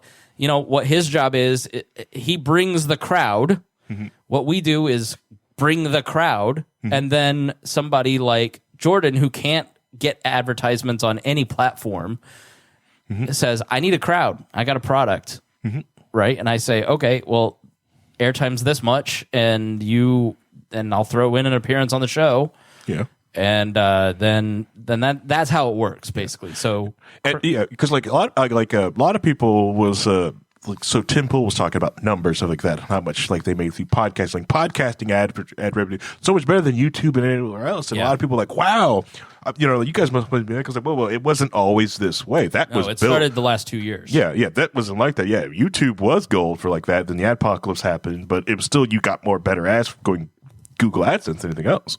It's very recent. Those ads that play at the beginning of every one of our shows, the pre-roll ads, pay for the hosting and can add a little bit more. But even a small network like ours, we're on the Spotify ad network. And those ads that you hear, I have no control over them. It's just somebody places it like a Google, like a YouTube ad. Yeah. That has, I mean, it's not significantly increased for us, but it has gone for, like, people would say, well, sell ads. Well, where am I going to sell ads at for a libertarian podcast network, except for the occasional random person who wants to talk to libertarians reaching out? Well, now we have a whole new income stream that has opened up because these brands don't care. An impression's an impression. Yeah. And so if you have an audience like Crowder, you can make tens of millions of dollars just on transactional ads for a company like the Daily Wire. So it's not like, so he basically was negotiating with the Daily Wire and wanted like $50 million over 4 years or something. And people are like, oh, that's a crazy amount of money. But if you knew, like I know the amount of money that can flow through a company like the Daily Wire because of the size of somebody's audience like Crowder, it's not really a crazy amount of money. It's just a brand new amount of money in a brand new space. But like if you're a radio talk show host, that's not a crazy amount of money at all. Rush Limbaugh was bringing in hundreds of millions of dollars per contract. Now, that's not saying the Daily Wire contract was good. Like I'm saying, like if even if Spangle was offered that $50 million contract, I don't think you would take it either. Why? The idea that like everything, you would have to what was it about that contract that he found objectionable? All right, so one thing that he did find objectionable to, which some people say like that's fair, but it's not, is that if the Daily Wire they own what you've made in perpetuity. Oh yeah. If they paid for that, but because they're like, well, we paid for you to set this thing up, we paid for all this. It's like, yeah, but no, if I leave here, I'm leaving with. Okay, so there's different ways to do this, right? So if you pay the production costs, you own the content. Yeah. If I pay the production costs, I own the content. But the amount of responsibility that you have, if you are like, I'm the one that has to buy all the crap in this room. I'm the one that has to maintain it. And then when it breaks, I mean, I have a budget of a few $1,000s a year for different services online and equipment. And it'd be great if somebody could just say, here's a check to run all that, and we'll hire a graphic designer to come in and do your logos, and we'll have this person, that person. So, but you don't own your content. And so when you leave, you don't get to take those shows with you. And let me tell you, the back catalog of this podcast, the 700 podcasts that are out there, that's a significant amount of ad revenue that gets driven because of those old pre-rolls, because people do go back and listen to our old catalog. So, it's a huge asset that you'd be giving up if just for the momentary trade-off of money. Yeah, and it's massive. It's like, but they paid for the content. Yeah, I think more of the issue is perpetuity. I can see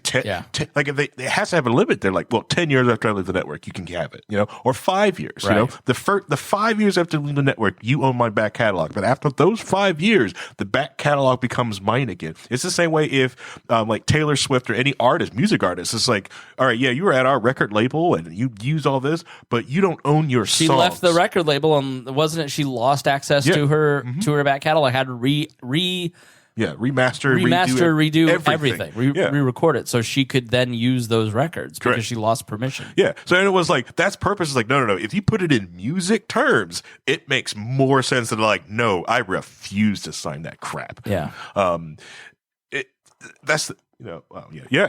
Ryan just mentioned in the chat room. Yeah, Neil Young. Yes, Neil Young. Yeah, not owning the crap like you have done in the place. So like, yeah, that's what I'm saying. Like you wouldn't have signed that. You know, you would have been like, oh my god, look at all this money. But like, wait a minute, you own my back catalog? No, the idea I think, and the other idea of, and also the docking of the fees. Like so, like every time, like okay, you get demonetized from YouTube, so like that, you came to the ad reads, right? You know, they docked about 25%. You know, if they can't replace it in 90 days, but Crowder's constantly getting banned. Yeah. You know, it's the same way. Like if you know, like right now, like you would have just got dinged 25% of the income that you would have made from so part of the contract, right, was that if he got banned or demonetized from these services, then they'd take a rep. But that is perfectly reasonable. Like we don't make any money. We make 11 cents a month on YouTube revenue. Yeah. Okay? Literally. So it's no revenue generator, but at the day job, we make a good amount of revenue from YouTube. I took the Twitch money last year and I bought us a mini fridge. Nice. How much was it? It was $50. Right. So, but if there's, but if there's, you know, like if we lost monetization on the work account, that'd be a significant hit to our revenue. Yeah. And then if you're Crowder and you're bringing in, let's say, $20 million a month on ad revenue, okay. All right. Let's say probably a more realistic figure, $500,000 to $1 million in ad revenue, which is probably what Crowder just for YouTube, and it may be a lot more. Yeah. If I'm paying you because I'm taking in that money.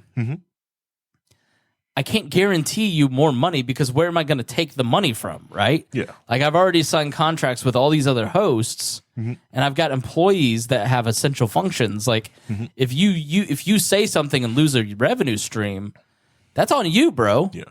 Because of that loss of revenue, so like that. I think it's like, and that's why he started the Mug Club, the Mug Clubbers, right? So he's doing all that money for like that member rate like that. And I think the idea that like will the Mug Clubber get access to the daily all by content, and then since it's also like it'd be the same thing if I was trying to go to low key and come to the Wheel of Tears network with low key, and I've got key members, right? I've got key members who pay me $5 a month. They're like, well, we'll just wrap it into the big the WAL Patreon. And it's just like, okay, but the key members are my members. Right. Do I share that $5 with Brian, Nichols and the Nickelback bunch? I don't know if Brian Nichols calls his fans Nickelback. The deal here, the way that we've structured is I keep the Patreon money, I pay all the bills, and then whatever's left, I get to keep because I put the most time into this.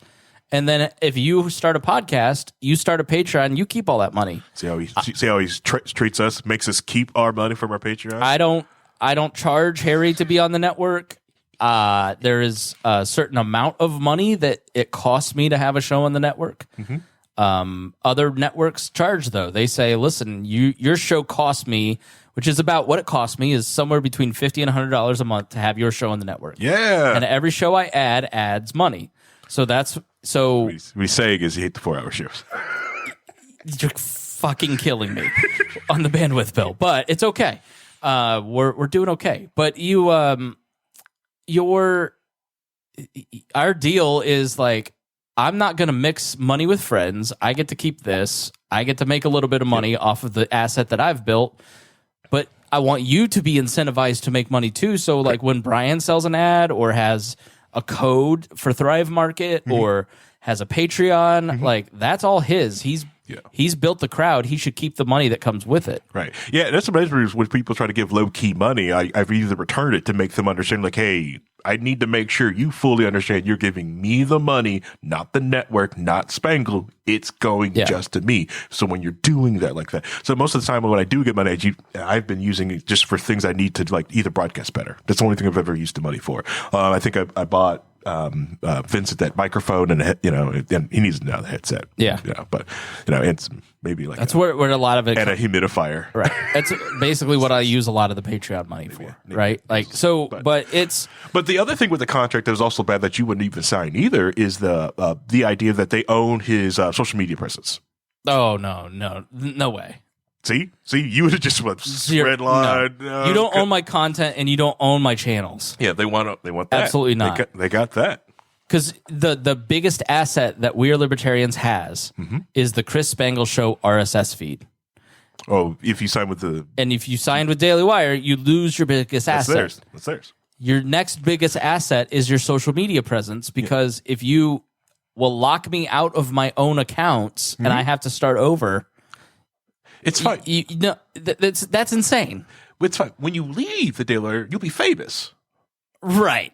No. Allegedly. Hopefully. I'm on Crowder's side now. Yeah. Because he is doing them a favor by bringing new audience. Yeah. It's not the other way around. Like Crowder existed before the Daily Wire. The Daily Wire can exist partly because of David Crowder. That's the Christian musician. Steven Crowder's building of the not the alt-right, but the new rights. Like that's crazy to me. Like it's amazing. Yeah. It's a terrible contract. Like that's like Steven Crowder, black musicians in the 50s contract. Yeah, Crowder. Yes, it was. Yes, basically yes, it was. Yeah, Crowder will be on Tim Pool's podcast at 8 p.m. On Monday. So he basically called it a slave contract and called them out, and then Jeremy Boring, the CEO of the Daily Wire, did what? So when he first did it, he just kind of called it the big con, just big conservatives out there that are going up there. He didn't really name names, right? But like in the space, there's not many places he could have gone. So people assumed it's either he went to this from he said it wasn't the Blaze, so it's either Daily Wire, Fox News, or Newsmax, right? And then a lot of people go like, wait a minute, because they were looking at the contract. There's no way this is a Newsmax, because people from Newsmax are going like, that's not one of our contracts. There's no way they had that much money, right? Yeah, Daily Wire has and so it finally was just like this. Everyone was just speculating this is the Daily Wire. So Jeremy Boring got out in front, and unfortunately, also released payment numbers too. Yep, this is our contract. This is our standard contract, and was basically trying to go on air and basically painted themselves in a great light. This is basically our initial contract. He's supposed to take his lawyer to go redline it and go through negotiations. But yeah, and Crowder has lawyers. He can do that. He probably has done that. We don't know we don't know, but we also know in the initial contracting phase that he's looked at that and tossed it back at him. It's like, I don't know what that is. Give me a real offer. I don't want your boilerplate crap. And there's like, no, we always do this. It's standard boilerplate to them because Daily Wire is a machine that prints money. Where do they get their money from? So the Daily Wire is not some tiny little Chris Spangle X person sitting in their house trying to build a network. This is Jeremy Boring and the Daily Wire, Ben Shapiro. They got a billionaire backing with fracking money. They've got money. That's why everything looks nice. Everything's popular. They also got connections with it, because if you've got a billionaire backing you, you've also have networking abilities. Billionaires talk to other billionaires, just like the rest of you guys talk to each other because you're around the same economic age, so you talk. You have to have a sugar daddy if you're building something like this, right? And you actually talk to other sugar daddies. So like how does Daily Wire be able to put ads on Facebook? Because they talk to other billionaires who do stuff on Facebook, so they help you get your foot in the door. Yeah, the difference. So in media, for instance, like when National Review was started, William F. Buckley started a nonprofit, made it tax deductible, found a bunch of rich people to donate money, and that's how he started it. Mm-hmm. And they always lost money if it hadn't been for the foundation. Like Reason has a foundation, because it's the same thing.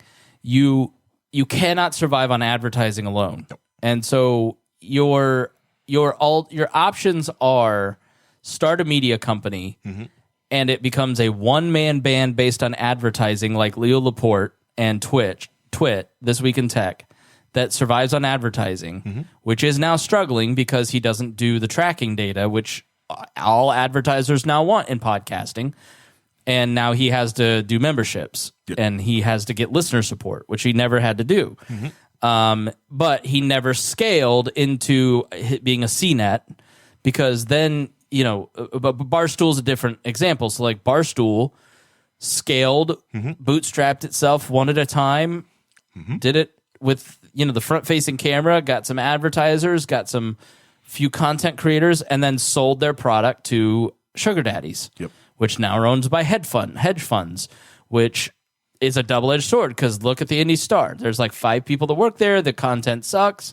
Nobody reads the newspaper because they don't have enough staff because the hedge fund's trying to bleed it dry to return to shareholders. Correct, yeah. But when you're on the upswing and you're Barstool and you're culturally relevant and you're hot, it's gangbusters. And so they'll give you whatever they want. But then as soon as the script flips and you're no longer hot and you're luster, Barstool in 10 years, 20 years maybe, they'll just be liquidating, trying to squeeze money out of it. Selling at Right. like access that they have. It's just how it works. Yeah. And so Daily Wire is hot, and so that's why you see the content choices that they make is it sounds like they've got somebody that they've got to pay. Yeah. They can't choose the ideological. They got to pay salary, and they got to pay investors. Correct. And they're also one of the bigger things the players in the Liberty-esque space. Republican. Republican. They're not Liberty. Don't You're right. you You're put right. Liberty yeah, on they're that. the Republican-esque space. Like Tim Pool, right? Like he bootstrapped that all. He saved his apartment. Yeah. That's all his cash coming into him. He's paying that. He does not want to be holding. But like Tim Pool did a lot of good things. Talk about numbers. Him and Luke. Like I always thought like Tim Pool was paying Luke to be there. Luke Rudowski of We Are Change was on Tim Pool all the time, and he's like, no, Luke stays independent, doesn't take any of Tim's money, but Luke can leave when he comes when he wants, leave when he wants, run his own T-shirt company, do all this other stuff, and he owns all that, but still gets to go to Tim Pool's show and be there all the time as a co-host. It's the same thing. It's basically the same thing. Basically, I've got almost the exact same contract as Luke does, so I could do what I want with my show. That's on purpose too. Like we're friends. This is a friend. Like. Yeah. We're never going to, I'm not going to say never, but we're not going to scale this into a Daily Wire where we have probably angel investors. Yeah. It's a personal lifestyle business where you get to choose what you want to do because it's fun, right? Correct, but I don't know. You never know what the future holds, but like the reality is like, for me, the fundamental relationship that I have with this show and this network has changed because part of my revenue depends on it. And there are points like last year where I was like, I talked to patrons last January to decide if I wanted to even keep doing this. And the answer was, yeah, absolutely. And I got through last year. I had a lot of challenges. We had a lot of challenges. We got through 21 and 22, and now we can kind of get back to the content that we created, even though we're a little damaged from the breaks. But like, I have a financial incentive to produce content. And so it's a second job for me where it isn't for you. You get to hang out and have fun. Correct. Yeah. But I've got to have content. So you can say, I've got to do yoga on Saturday, so I can't I can't do a show. And then I've got to go, well, I've got to have something in the feed to make sure these advertisers get their numbers so I can get the checks that I need to pay these bills. So. Yeah, I wish I could see your face when I do like can't do this Saturday, got to do yoga. You just like I don't mind, no, because no, like, I know it's because this twice a month is perfect. We come here, we burn a whole day, half a day. So I don't want to do that every week, But if like the one I'm working on for next week, I'm working on chunks, days at a time.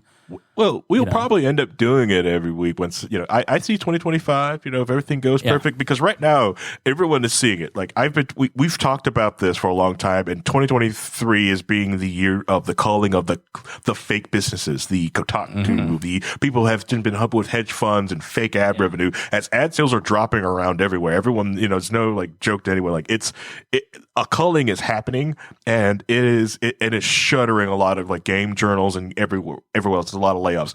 Like everyone watched Elon Musk lay off all those people at Twitter and watch the machine keep going, and they're going like, you know what? Same. I'm going to do the exact same thing. Yeah, I mean, kudos to him. I was wrong.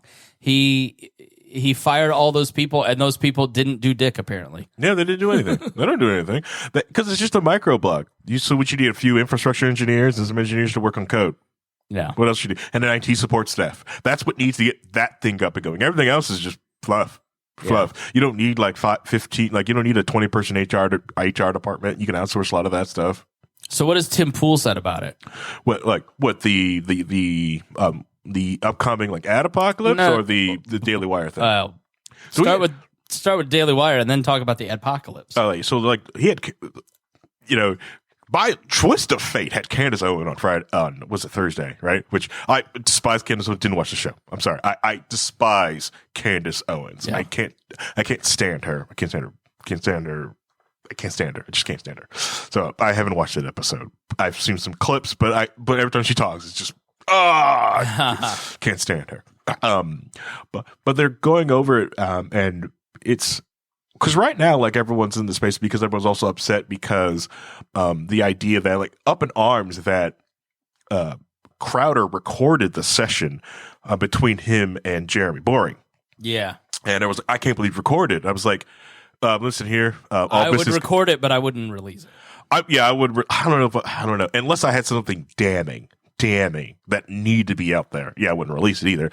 I'm fine with him recording. Like, trust me, like, I work in an industry, we record everything, every contract negotiation, everything. Every time I've ever had a contract negotiation, I have recorded it. With big contracts that the company have, we burn it to Blu-ray disc and it sits in a safe. Okay, we have this audio of this contract that we just signed with you. All right, everything is stored. We've got this. Right, but the idea of releasing it, yes, it wasn't a break of trust of friendship like that for two friends, but was they ever friends or just business partners? Yeah, potential business. They may know each other in passing. Yeah, and he probably also knew, like, he probably also understood that once I release this video, I'm burning this bridge. But he also probably realized, like, the bridge is probably already burned. He's not going to be able to work with him. And like I said, like, when it comes to everything, the mug clubbers they are a group. They are strong. They will sit together. He can get people to go into physical spaces, sell out crowds in BFE towns. So he can get people to transfer from the online space to in real life. So I'm sure he's got what he needs. I think the one thing that Crowder needs is IT people. Hit me up, Crowder, if you need somebody. You could do a lot of this stuff on your own. You just got to decide how rich you want to be. Right. Well, that's the thing, like with Spangle and the stuff we're doing, like, here is, like, I'm building some of the infrastructure. Like, what we do at Low Key is just doing R&D and building infrastructure just to show, like, hey, if these different systems don't want to play ball, like, we can go to our own. Like, I can't wait till like the big WAL show, right? Is like, we have this stuff, we play with the community guidelines, and like, cool, if you want to continue more, go to the actual website, and then we're just gonna let loose so we can actually have people on to show really neat things and not worry about getting kicked off the internet. Yeah. It's and that's what he's used to doing with Mug Club, because, like, okay, piss off YouTube and then go over to Mug Club, and it's an amazing thing. And if you have reached Pool or Crowder's levels, mm-hmm. you have a choice to make. Yeah, you can do what Pool does: have a nice house, have a nice car, mm-hmm. take vacations probably when you want. Yeah, save a ton of money in your 401k, mm-hmm. have a really good 10 years, mm-hmm. and never really have to work again. And he will always have an audience. Yes. He has reached critical mass. Mm-hmm. He never has to worry about having people pay his bills. Now, is he probably buying 2 houses and villas in France? No. But Crowder sounds like he wants the villa in France and the Rush Limbaugh money, where he is buying half of the Buffalo Bills, and right? Like, I don't think that's what Crowder wants to do. I don't. I think the Daily Wire is going for that direction. Oh, 100%. Yeah. I really do believe that Crowder wants to, like, he's either it's a grift, but it does feel like he's in it to culturally change America to go more right than anything else. I think that's what he wants to do. The thing you have to realize is, like, a view is a view is a view. Mm-hmm. Okay? And if you can get... you can spend 6 months mm-hmm. working on a really cool video, mm-hmm. and you can spend $5,000 on a videographer to make that cool video happen. But in the world we're in now, you can get those same 10,000 views from talking into a microphone with a nice lighted background. Yes. Right? So if you are talented, like mm-hmm. Crowder is talented. Yes. What do you really need, right? Like, so I don't know. I guess that's where I look at it and I go, 50. I'm not bagging on the guy for money. Like if I could get $50 million from a contract, I would. If I wouldn't give up what he was asked to give up. It just wouldn't happen. Like I wouldn't be owned outright by a different network. He's not a nobody who needs the Daily Wire for institutional lift. Like I applied at some point over the last couple of years, 3 years, to other media outlets. And I got kind of a quasi offer from one of them. And I never know you did that. yeah. And I decided not to do it because it was going to cost me this. And I make a good living doing this, doing consulting, and doing my full-time job. But the institutional lift of having gone and worked at one of those places, or both of those places, I would have been like not just a dude with a podcast out in the Midwest. You're now a blue check mark because you're attached to this institution, right? But the different, like, so your marketability as a content creator, because of your association with, you know, if you're a young writer, right, one of these young voices folks, you want to get published in the Wall Street Journal, in the National Review, Reason Magazine, because you're using their institutional lift to build your own chops, right? It's like conservatives say, the New York Times said, well, no, it was that journalist that wrote that thing that said that, right? So, you know, part of my career has been, do I go work for an institution and give up the independence to get the name attached to my name so other people will find me more marketable? Or do I keep kind of chugging along over time and build my own audience? You know, I've lost a step over the last couple of years, to be frank, just because I've got a family now. And so that makes it more likely that at some point I have to go work for somebody else to kind of keep the money rolling in. But for now, I don't have to. Bob and Tom lets me do what I want. I do a good job for them. It leaves me time to go do my podcast. It helps me start other podcasts for other people. Like I've got a good setup here, right? So, you know, but if you're Crowder, you are the institution. You don't need the Daily Wire. He doesn't. No, he does not need. And I think it takes him a while. I think he's probably just realized that after that, or someone's probably sat him to the side like, hey, you don't need these things. It's just like you're almost at that point where like, like if someone did offer you the contract, you had to do that. It's like, you know what, guys, come in here. We need to get an ad revenue. Someone need to manage the ad company because we need someone to go get us ads. We need like Harry and Reinhold go out, get our IT space set up. We're going to do this, or we're not doing this. You know? Yeah. I'm not going this way. You know? I mean, that's part of like Nichols is really pushing me to have that conversation. Like, where are we going to take this? But it requires me to do more logistical work behind the scenes and business manager stuff, as opposed to the content creation, which is what I really enjoy. Like my bliss is what I did last night, which was researching and reading and writing a script. Yeah. Like, and I lost track of time. I lost track of what was going on in my house. I was focused in on writing this episode for next week, this history research. Like that's my fun. But you have a choice. Like you can do that, or you can do working with the sponsor to make sure that the copyrights are point and make sure that you're paid and that he's paid, right? So like the challenge if you're a small creator is like the balance between business stuff and the content creation that you love. Yeah.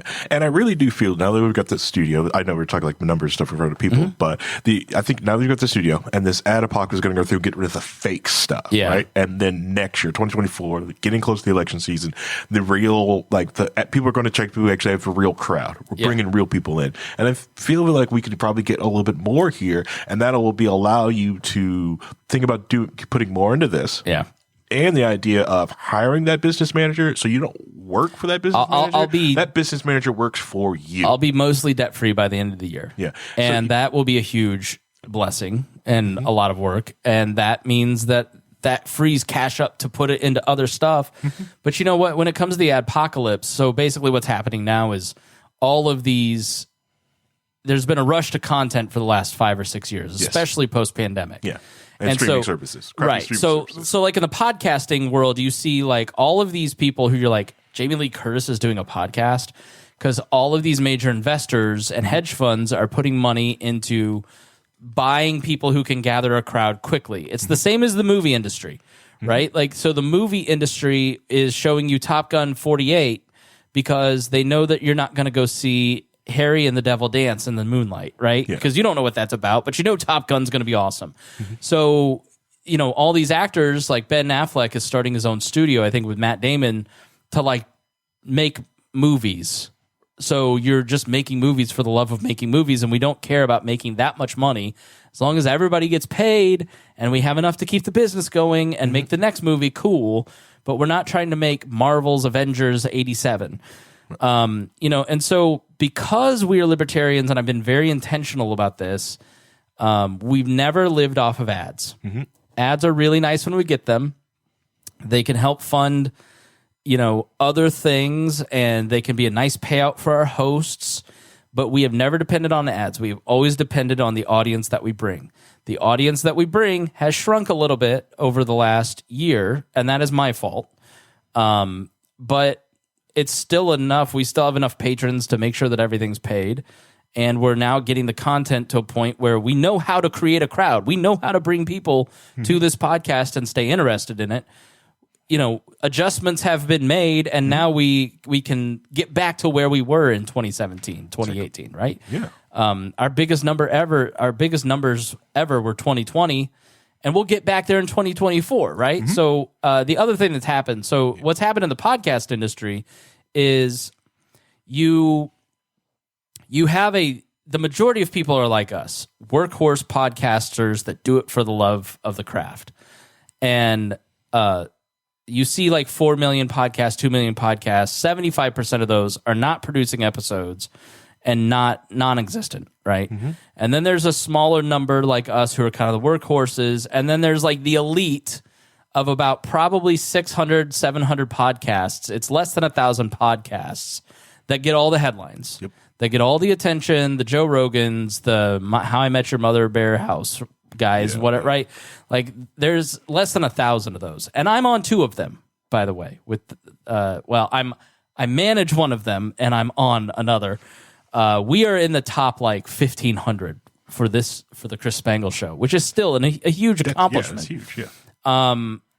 So, but what's happened over the last 2 years is as investors, the major ad companies, the major ad agencies said, okay, the Daily Wire can make money, then we can make money with these radio companies that are moving in like iHeart and Cumulus and podcast companies that have grown.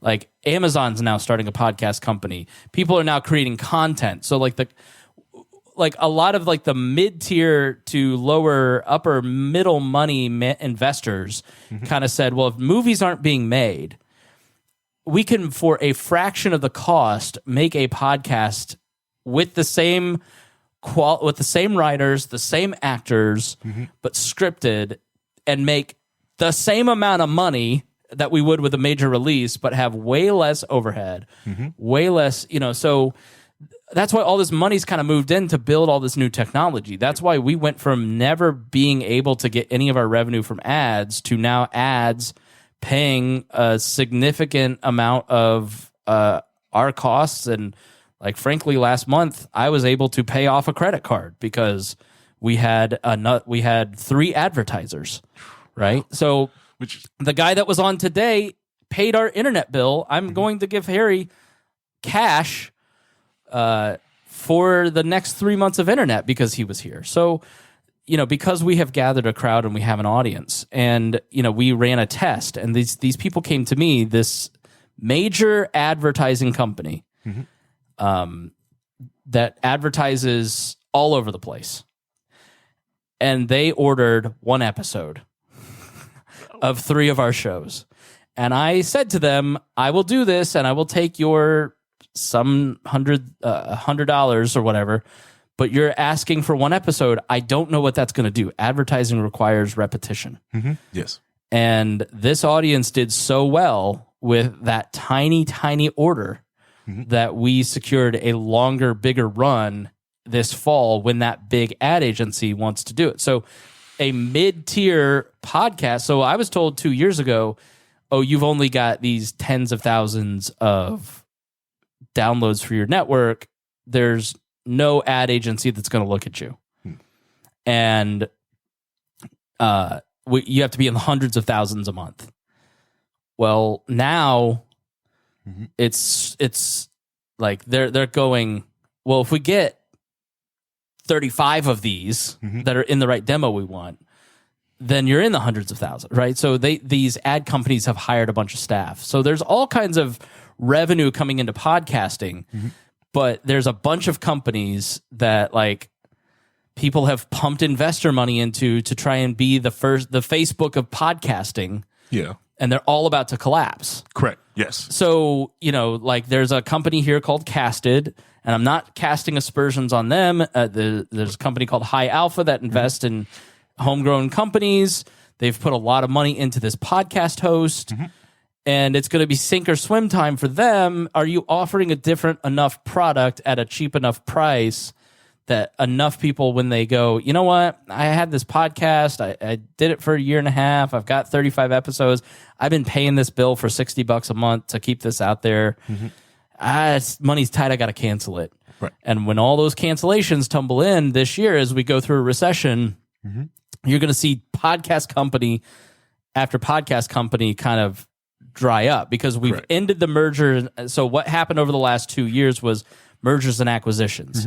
Everybody started a company in 2017 and 2018 for podcasting, starting a host or a transcription service or a headliner that creates, some little gadget that you spend $5 a month. And then their goal was not to make profit. Their goal was to get bought out by other major companies or Amazon or whatever. Same with different shows, big shows like, I don't know who listens to Alexandra Cooper on Spotify, but she got a major contract. And so now these big companies are going, hey, we got to lay off 30,000 people. Lay off the podcast division. They only bring in 1/32 of the stupid thing, of the total budget. So let's just kill that division off.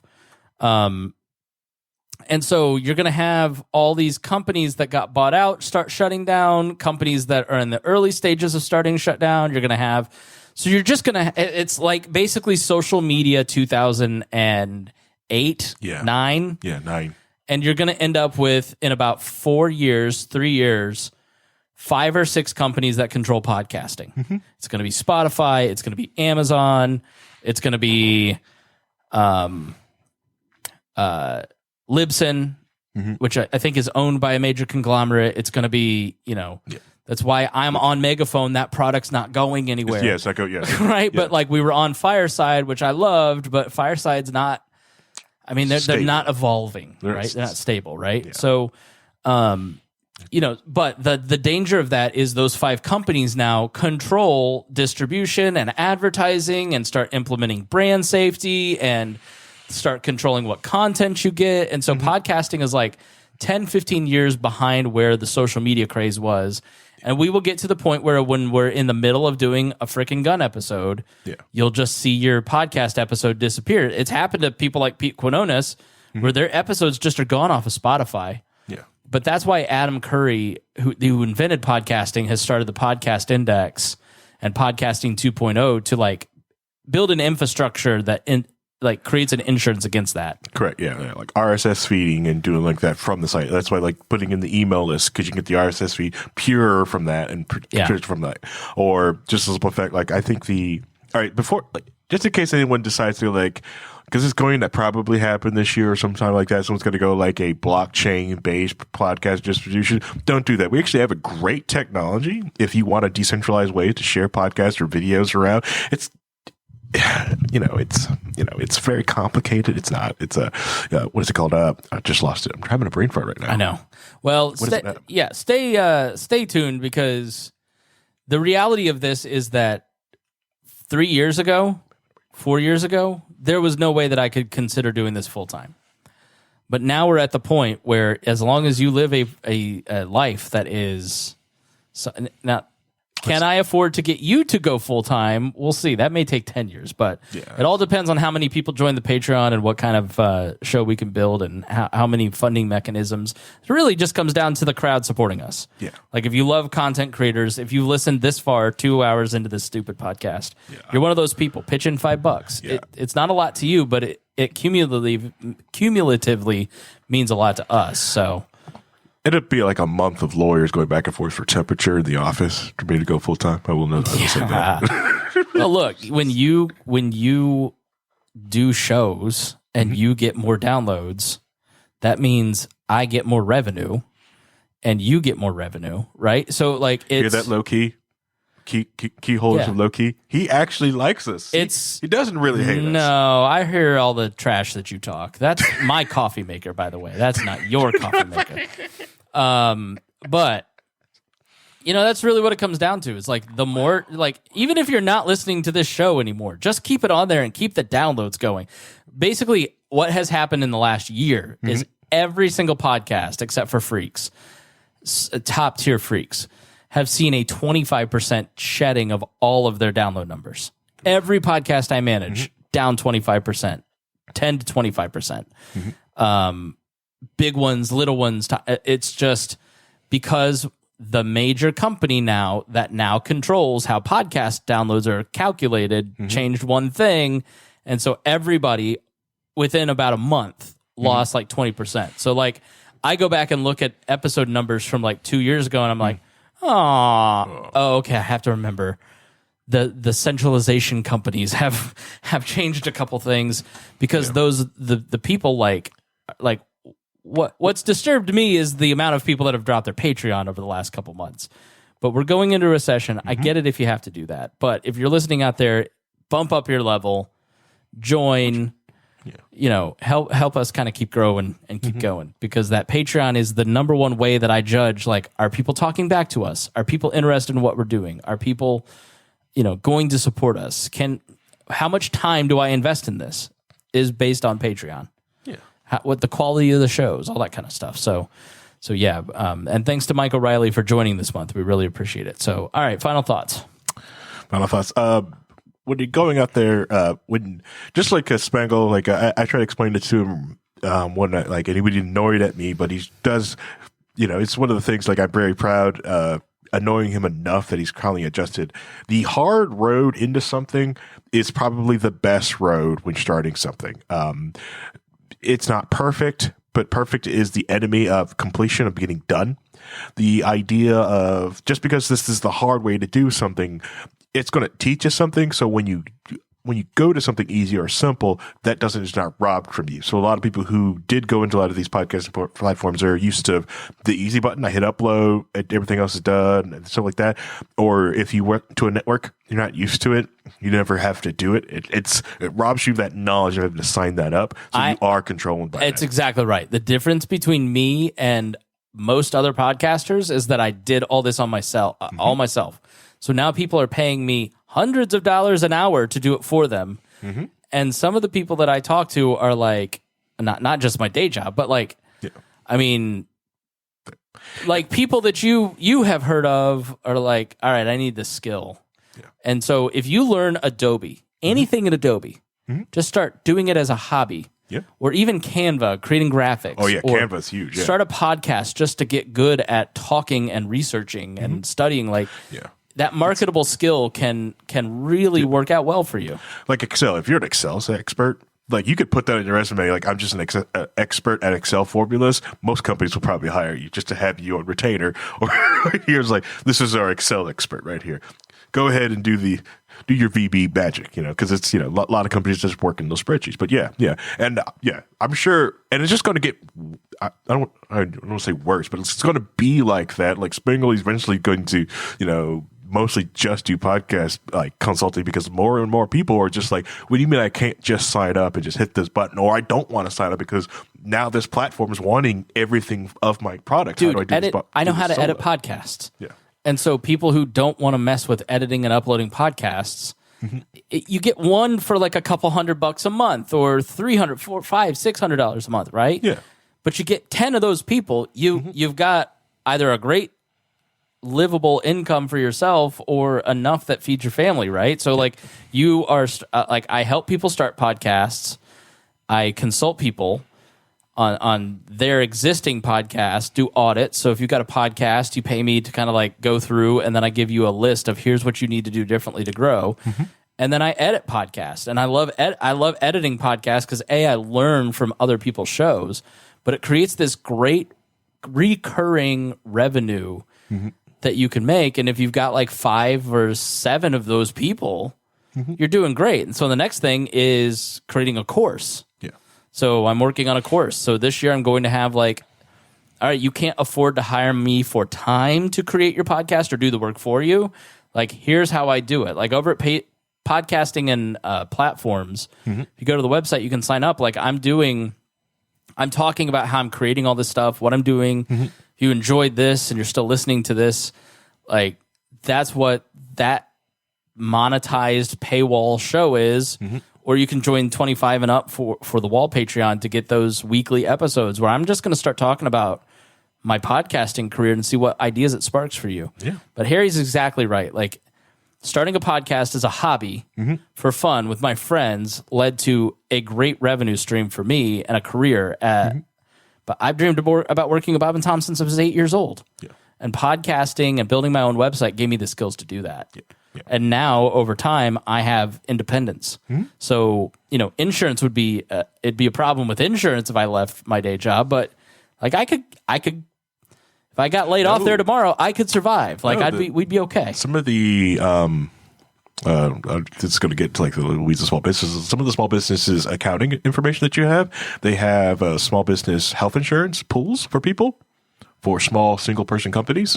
So you probably will spend the same amount and get the exact same type of insurance because they pool you with all the single employee companies. But all your information go to like this one company though. But you get your insurance. I can show you stuff after this. But like the other thing, like with Loki, like I always wanted the information on like how do because Twitch made it so easy to and YouTube too made it so easy to stream. What if I just wanted to do it on my own?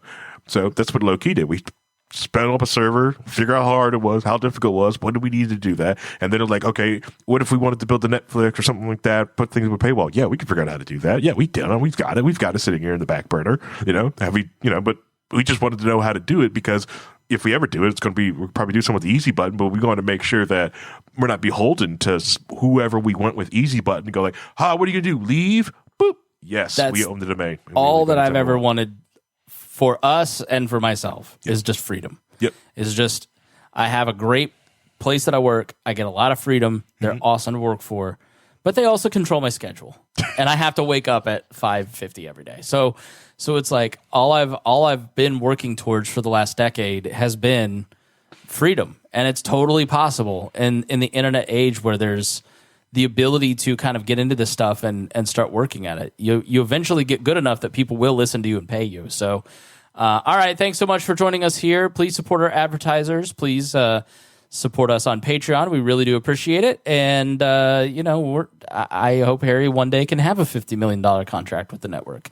Do it for Harry. Even if you don't like me, everybody likes Harry. So, all right, thanks so much. We appreciate it. My voice is officially done. Can you hear how weak my voice has gotten? Yeah. So we need to go. This podcast was produced and edited by Chris Spangle and Leaders and Legends LLC. If you're interested in starting a podcast or taking yours to the next level, please contact us at leadersandlegends.net.